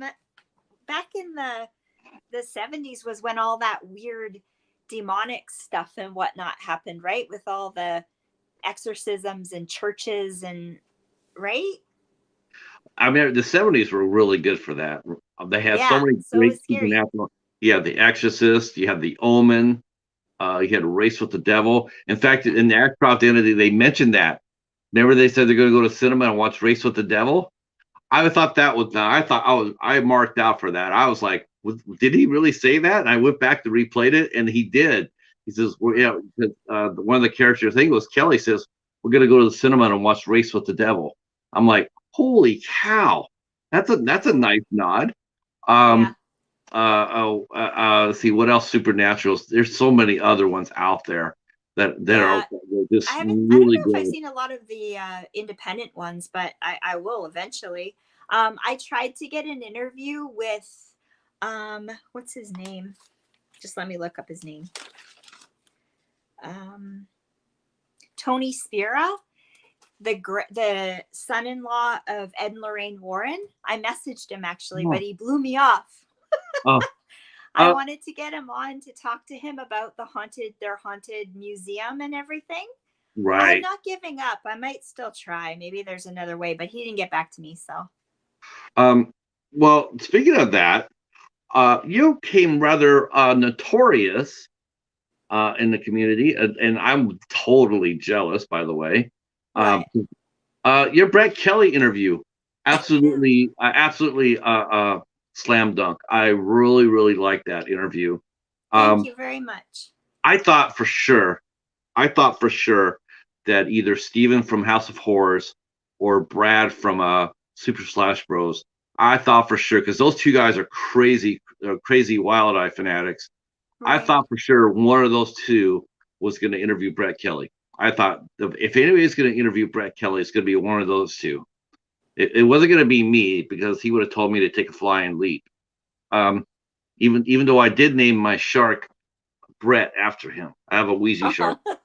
Um, how did you get that interview? What inspired you to I go after okay, that? I have that. I have the love for sharks, right? Like I was supposed to be head of Shark Angels of Vancouver Island and take over for like do Rob Stewart's kind of job, but I didn't end up doing that, but I still have a very big passion simply because the pandemic hit and I couldn't travel and we don't have sharks here, so I couldn't quite see how I was going to do that. So There's no I more gave sharks. that There's no more sharks idea on up your island. and I went to sorry, what? There's no more sharks around your island. Well, there's dogfish, but no, there's not really sharks. There's Ah, no swimming with sharks or anything like that here. Well, my folks lived in my biological folk mom and my brother and they live off Bremerton, and we went fishing there, and they were catching sharks off the pier. Um, Wow. yeah, I was just wow, that's sad. Don't No sharks in your area. I don't Yeah, think. there, I mean, there's probably some. There's I forget, there's dogfish, you know, but not really. I'm too far up, I think. And so I'm still very passionate about sharks and shark and going cage diving and all of that. And I just Abby and I saw Ouija Shark together, and we just died laughing. Like, it was so funny, and we have that sarcastic sense of humor, and we kept, rewatching it and laughing. And I just thought, I'm gonna see if he's on there, and I saw that he had an Instagram, and I just messaged him, and then I left it, and I thought, he's never gonna get back to me. It's not, whatever. It's not gonna happen. And we went out. I came back and I went, and she goes, "What?" I go, "Guess who emailed me back and said what time?" I was like, Wow. "What?" I was very nervous doing that interview because he's not a jokey person. And I kept No. thinking, he's mad. I'm offending him. I'm saying the wrong things, because I hadn't done that kind of an interview aside from, the ones I'd done a few years ago.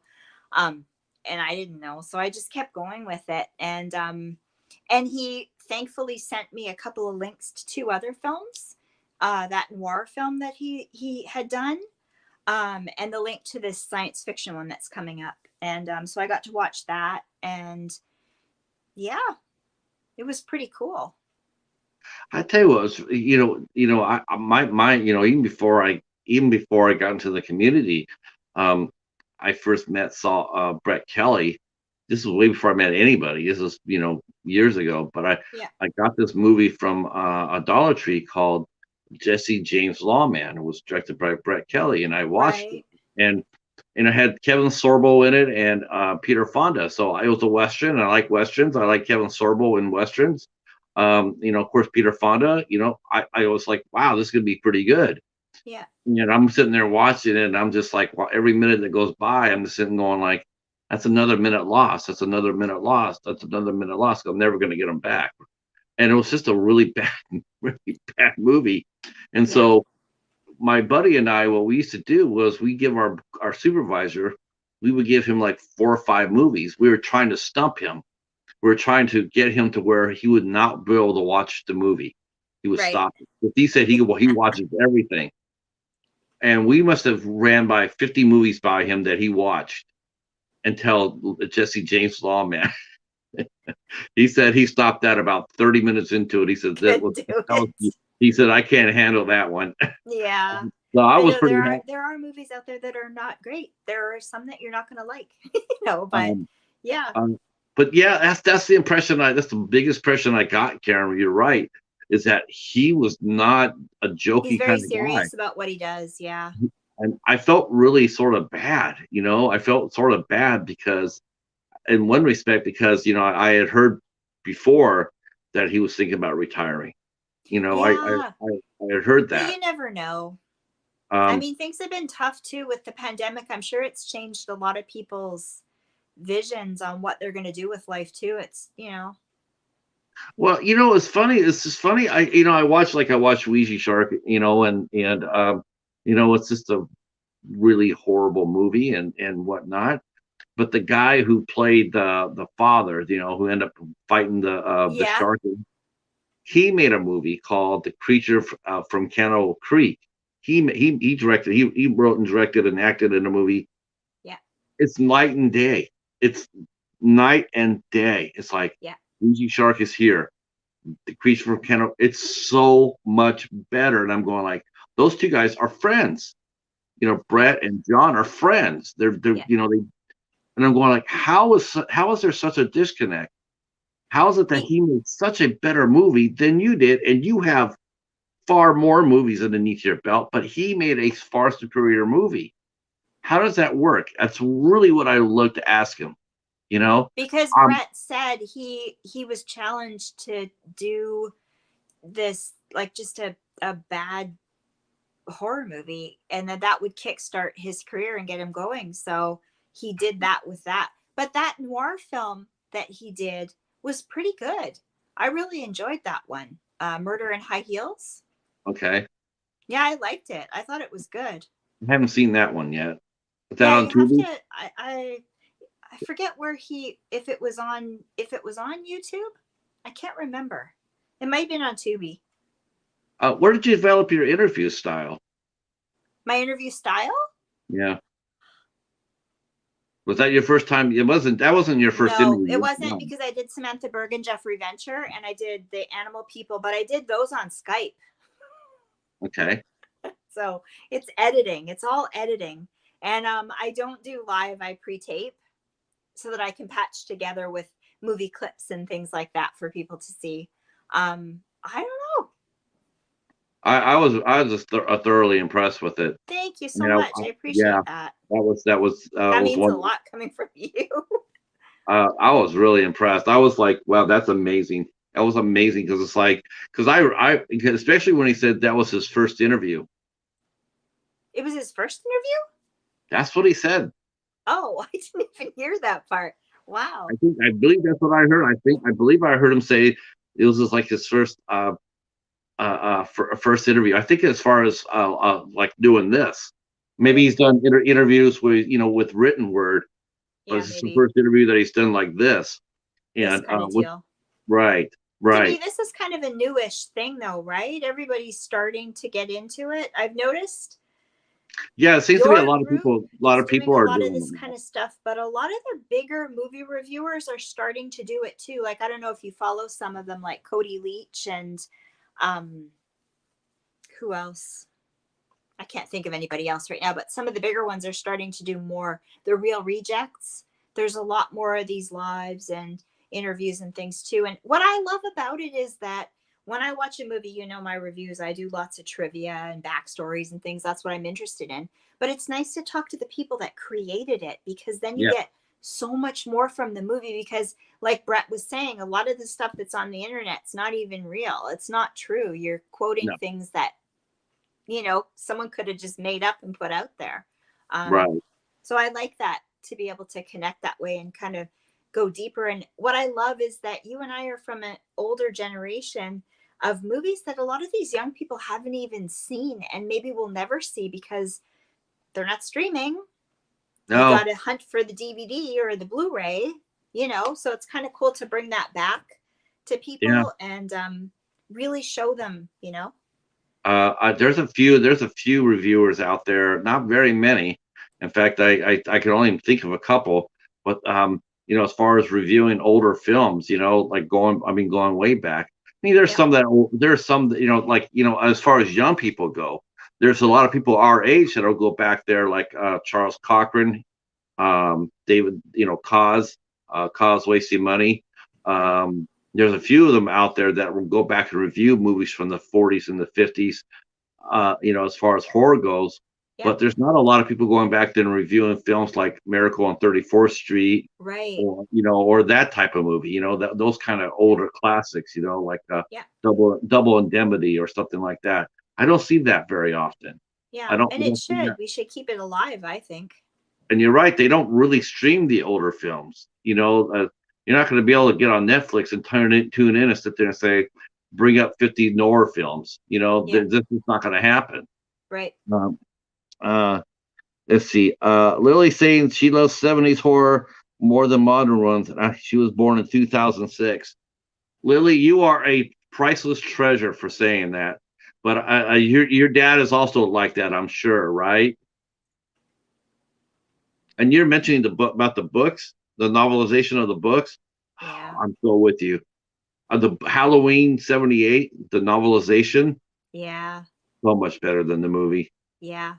Oh my I god! just watched the movie Audrey Rose. I had never watched it before. But I heard about the book when I was a kid. Like my sister, they were all over that, my mom and sister. So it was kind of neat seeing it. And it was recently a few years now that I saw Rosemary's Baby for the first time. I'd heard all about the book, but I never saw the movie. So that's pretty Uh, cool. I have not seen Rosemary's Baby in a very long time, but I just know that as good as the movies it was, it opened the door for supernatural horror, but The Exorcist kicked it open. Oh yeah, it took me so many years to get the courage to even watch The Exorcist. I saw it when I was 12 or 13, and Yeah, not me. yeah, my brother and my mom were terrified. They were terrified, Did it and I'm, scare you? I'm no, no, actually, because I knew what they were talking about was real. There was a lot of it was based in real, Right, which was really interesting. I was more curious about it, like because you're expecting to hear the usual Hollywood, the Hollywood stuff. right, I mean, short of the sort of Reagan turning her head around like that, but everything else about that movie was pretty much based in reality. right. And those are the type of movies. That's what makes supernatural horror so much effective for me when it's Me done right. too. Like the Omen series, no, no, not the Omen series, but the Yeah, Exorcist, yes. The Race with the Devil, yes, yes. There are actually people out there doing that sort of shit. right, That scares me. That right. does scare me. A Dark Song, was very scary to me. Yep. Um, let's see. Double Indemnity is amazing. Yes, Al, totally so.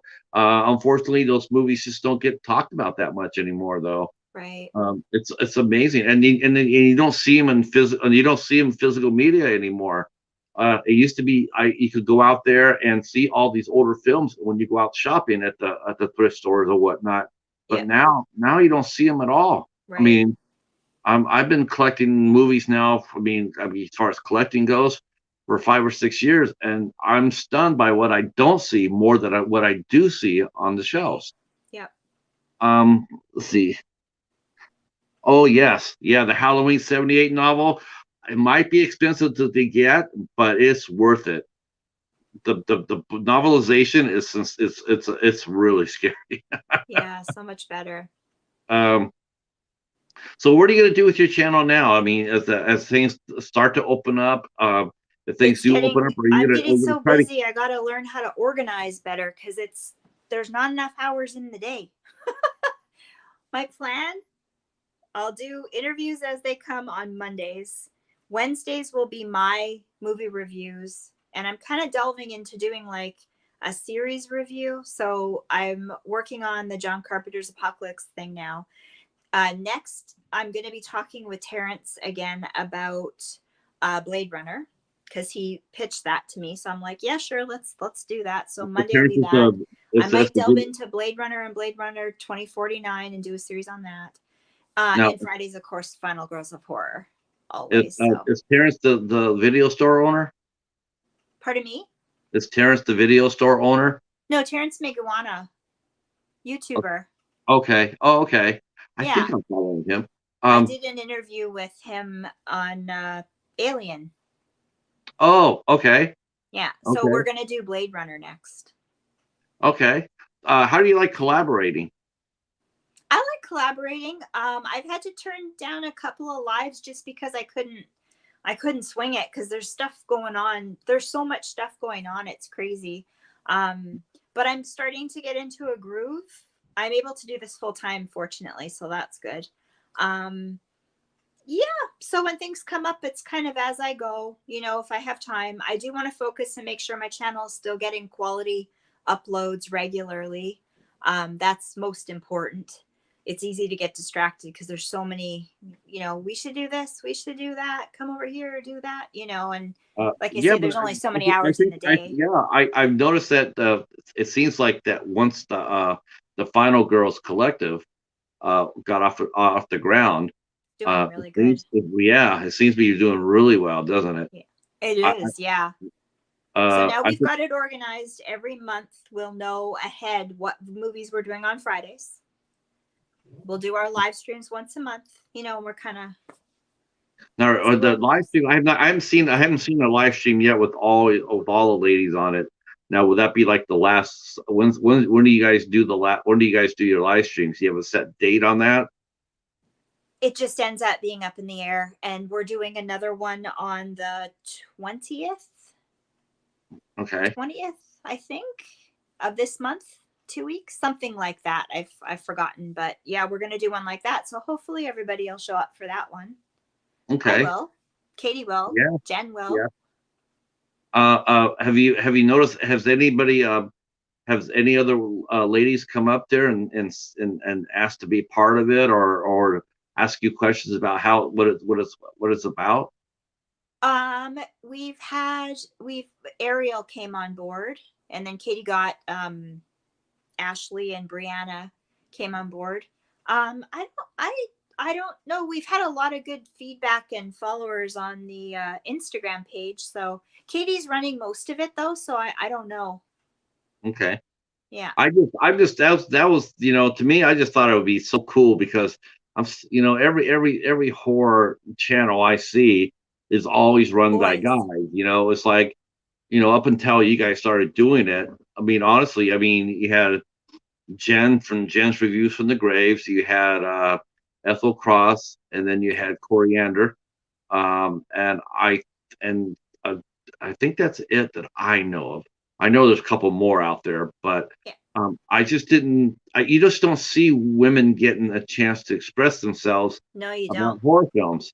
It's almost like the men say it's their domain, and it's like I know a lot of women that love horror, but they Yeah. don't really say anything because they never get a chance to say it at all. Yeah. You No, know, it's brilliant. I think it's amazing. I don't know any other women groups out there, to be they don't honest. either. A lot of women that are on there's Possessed by Horror, there's Spooky Astronauts, some bigger channels. They're on their own or they're collabing with guys.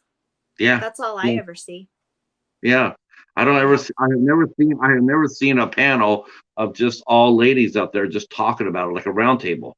You Yeah. know, and I think it's just way overdue. Yeah, Way yeah, overdue. yeah. Me too. Uh, I really love the group too. It's so much fun. it's Um it's yeah, and it's a good chance to we'll just throw out random independent horror films and things that I would never think of to review, and we're like, okay, that's what we're doing this week, go for it, and then everyone gets their own perspective on it. It's been a lot of fun. yeah, and it's always different too. Yeah.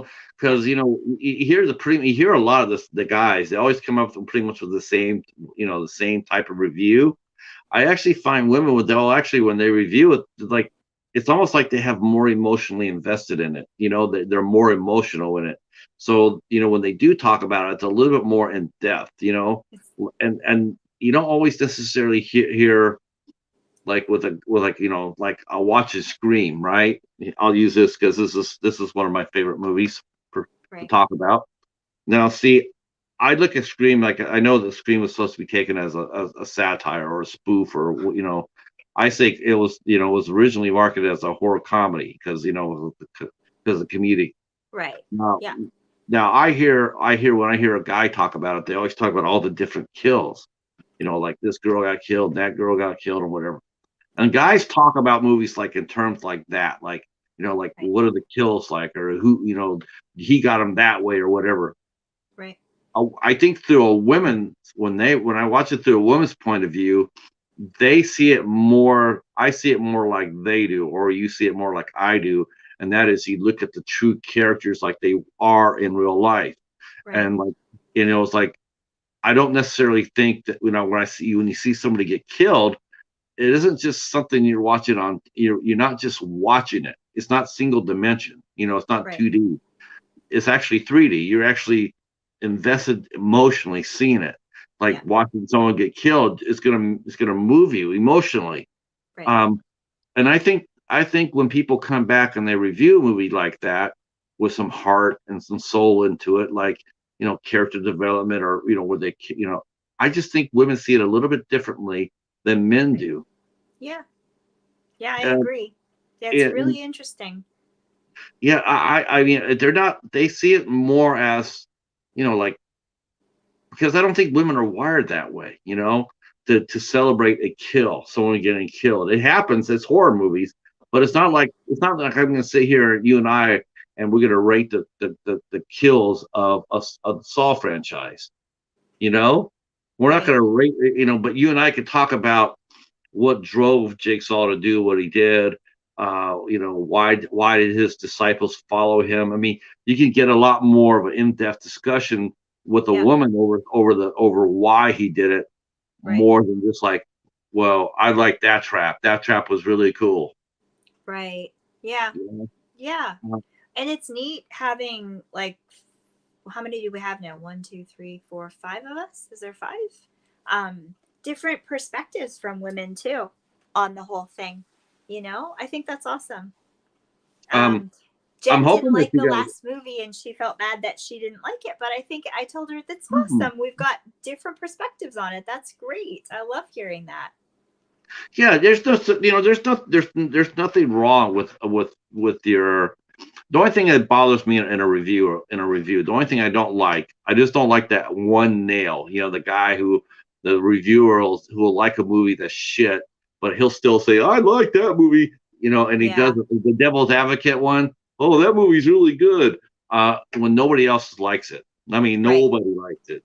It's Yeah. like someone comes up to me and says, "Jaws 3: The Revenge was awesome." I'm just like, I'm dismissing you because I don't take you seriously because Yeah. nobody likes that movie. Yeah. Nobody. Have a round table on it. Get a round table about Jaws 3: The Revenge. Yeah. Get 4 or 5 people that think like you, and I might watch it. But those who just sit there just to be different, Yeah. uh-uh. But otherwise, reviewing is totally subjective. Yeah. Yeah. Absolutely. And just because you don't like what I don't like, well, I mean, just because we might not see a movie the Yeah. same way, Absolutely. Yeah. it doesn't mean that your review is any less than mine. It's that we just see it differently. Yeah. And I just think it's great to see you guys pulling together. I hope you It's guys get more women to do this. I We hope will you guys can. I eventually. hope, yeah, I It'll hope you happen. recruit it. If there's anything I can do to help, just let me know. I mean, I'll be Thank more than you. happy to do Yeah, it. thanks, Patrick. In fact, I do believe you will be coming back to the channel in March for Women in Horror Month. For Oh my yeah. interview. Yeah, you're gonna host. You're gonna do. Hopefully, you'll be able to do the interview with Kelly with me. Oh, I'm there.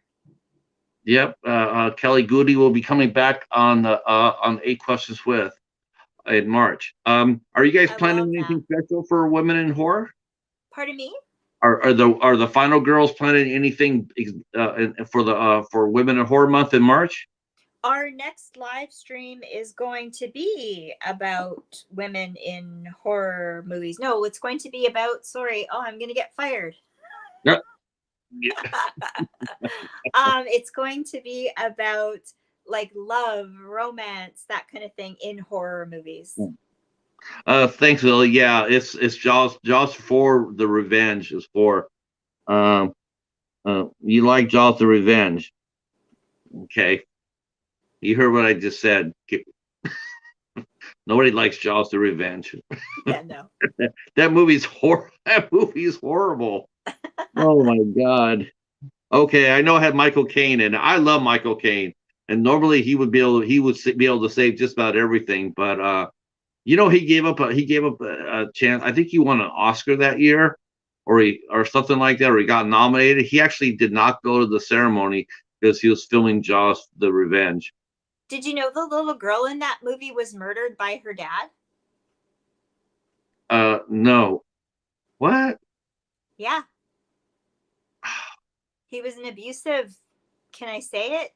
The Yeah, D word. And he was the mom was estranged from him, but he was the type that was very just stalking, and he got mad that he couldn't control them, and boom, killed her.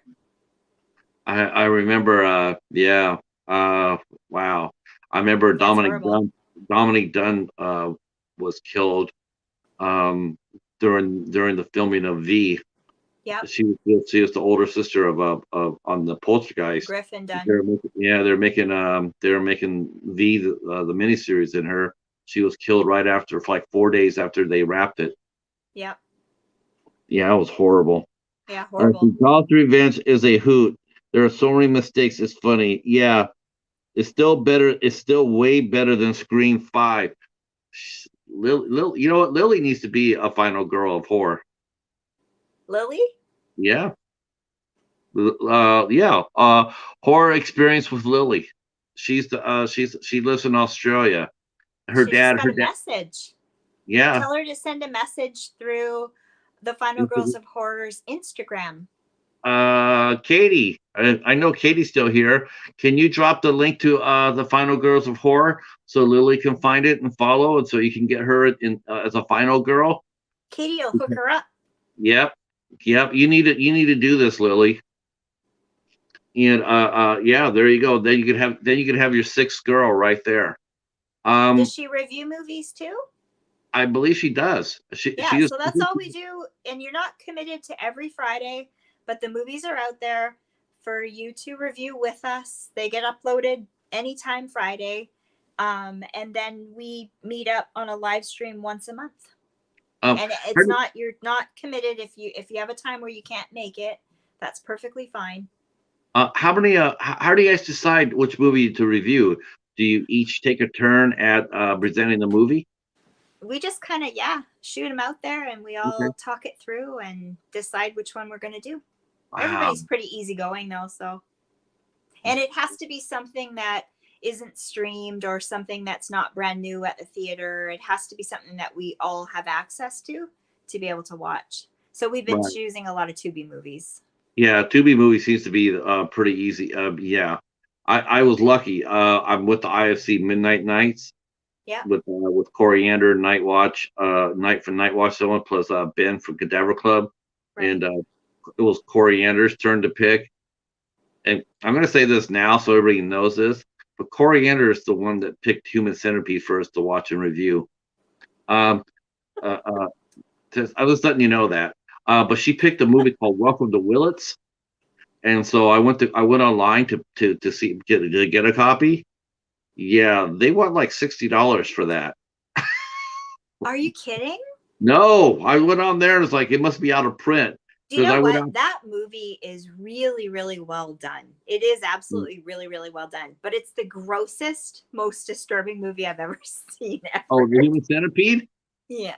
Yeah. No, I got the Human Centipede from Casey. Casey sent me the first one. I was talking about Welcome to Willits. I went online to get a copy of Welcome to Willits, and that's out of print. They wanted like $50 for it. So, and then I saw they had someone actually uploaded a version on YouTube, so I'll be able to watch it on YouTube. Be able to watch it there. I don't know how I'm going to see. Jennifer says she likes Jaws the Revenge. Okay. Yep. And she works 5 nights a week to buy movies. See her dad did her right. Her dad did her right. See, she's doing it old school style. Yeah, well, I mean, let's see. What'd she say? I'm back at school. We'll see what my classes are like. And then she works 5 nights a week. Okay. So yeah, but I think she'd probably be able to at least do a review once a week. I think that would be cool. But then there you go. If she wants, she doesn't have to do every single one. Right. Okay. And then Katie posted down your Friday schedule about what your let's see, which ones did you pick out of these? Love, Lust, and Horror films. See, the reviews are Waxworks, Attack of the Killer Donuts, and The Midnight Meat Train. Yeah, Katie picked all of those. Yeah, I watched and reviewed The Midnight Meat Train. That's a really good movie. Is it? Yeah, really good. Cool. I'm excited. Yeah. Well, so's Waxwork though. The first Waxwork is really good. Yeah. Yeah. I don't know about Attack of the Killer Donuts other than Hobbs. That's Hobbs's favorite movie. Is it? Okay. Hobbs and Hobbs 4. That's his favorite movie. So I don't but I don't know how good it is. I'm going to be reviewing Soylent Green soon too. You tell Hobbs, so he better get on it and watch it. He'll know what I mean. See, Echo saying he likes the ending of Jaws the Revenge where Mario Van Peebles lives because I liked him in it. Yeah, that's always good when you have a hero that survives. See, Jaws 3, Simon McCorkindale, he bought the farm in Jaws 3. But I liked him because he was doing Manimal at the time, and I really liked him. And then he got killed in Jaws 3. Okay. I'm really dating myself now. Thank you very much. Jaws 3 was in 3D too. All right. Oh, yeah. I tell you what, does anybody have any questions for Karen? If you guys want to, how can we see your documentary that you made? Is your documentary on your channel? Yeah. It's called Orca Pod. Okay. It's a little ways down the list, but it's there. Okay. I think that it's like, if I'm not mistaken, I think you mentioned that's your most popular video, right? Oh yeah, it's crazy. It's got like, last I checked was well over 8,000 views. Holy crow. Can you believe that? That's the one that they're circulating. Wow. So, well, YouTube is, that must be fun. it's That kind must of be neat. fun. Yeah, I get comments now and and then and that. So it's good. I'm glad. I'm glad it's getting out there. So you can go check that out on your channel. Just type in the most, as far as on Karen's channel, just type in the videos and type in most popular, and the Orca Pod will pop up. I will definitely have to go take a look at it so I can review it. Because I do. Oh, Attack of the Killer. It's like edited wise, it's probably like it's from a couple years ago, but yeah. Yeah, because I like reviewing documentaries too. Let's see. Attack of the Killer Tomatoes is an evil movie because it has such a catchy theme song that tends to get stuck in my head when I. Let's see. Jennifer loves Attack of the Killer Tomatoes, and so does Casey. Casey saw the second Tomatoes. Okay. All right. Well, listen, I want to thank you for coming out and hanging out with us. This was a really interesting conversation. I'm glad everybody came, and I mean, I know we might have chased out a few heads, but you know what? What can you say? I mean, you're not gonna, like I said, it's just like reviewing a movie. You're not going to get the same people liking the same thing at once. Right. So, but thank you so much, Karen, for coming out and doing the show. And thanks for inviting me. I hope you had a lot of fun. I did, yeah. And you'll have to come on my show sometime too. Sure, anytime you say so, we'll be there. Me and the Cheetah. Awesome. Thanks for the chat for kicking ass again. And John, I know you're watching. I know you're listening. I will get with you and we will talk about what you're saying in the chat. I think you raised up some legitimate concerns and some questions, and I will definitely talk to you about that. So thanks for doing that. Everybody else, especially Echo Zero, thank you for showing up. Thanks, everybody. I hope you guys come back. We'll be back tomorrow, 8 o'clock, with Eric Lum and Judy Lay.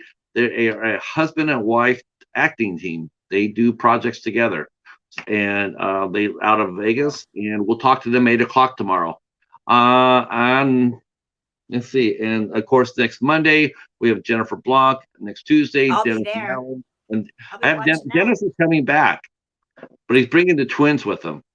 So I saw the twins on Daddy We're Back, and I saw the twins on John's show. John interviewed Dennis and the two girls from the show, and those girls they can answer each other's questions. Wow. It's I was just watching. I was so fascinated by it. So I said, Dennis, if you come back, can you bring them with you? And he said yes. And then yes, and then we'll have Sean Riley will be here with us next week, and the director Asif Akbar will be here with us. He just finished a film called The Commando with Michael J. White, and he also did Clown Fear with Sadie Katz and Augie Duke. Both of we've interviewed in the community, and so February is up and running. Jam-packed week. Yes, jam-packed for sure. I want to thank again everybody for showing up, and we will talk to you guys all tomorrow night. And stay right where you're at, Karen.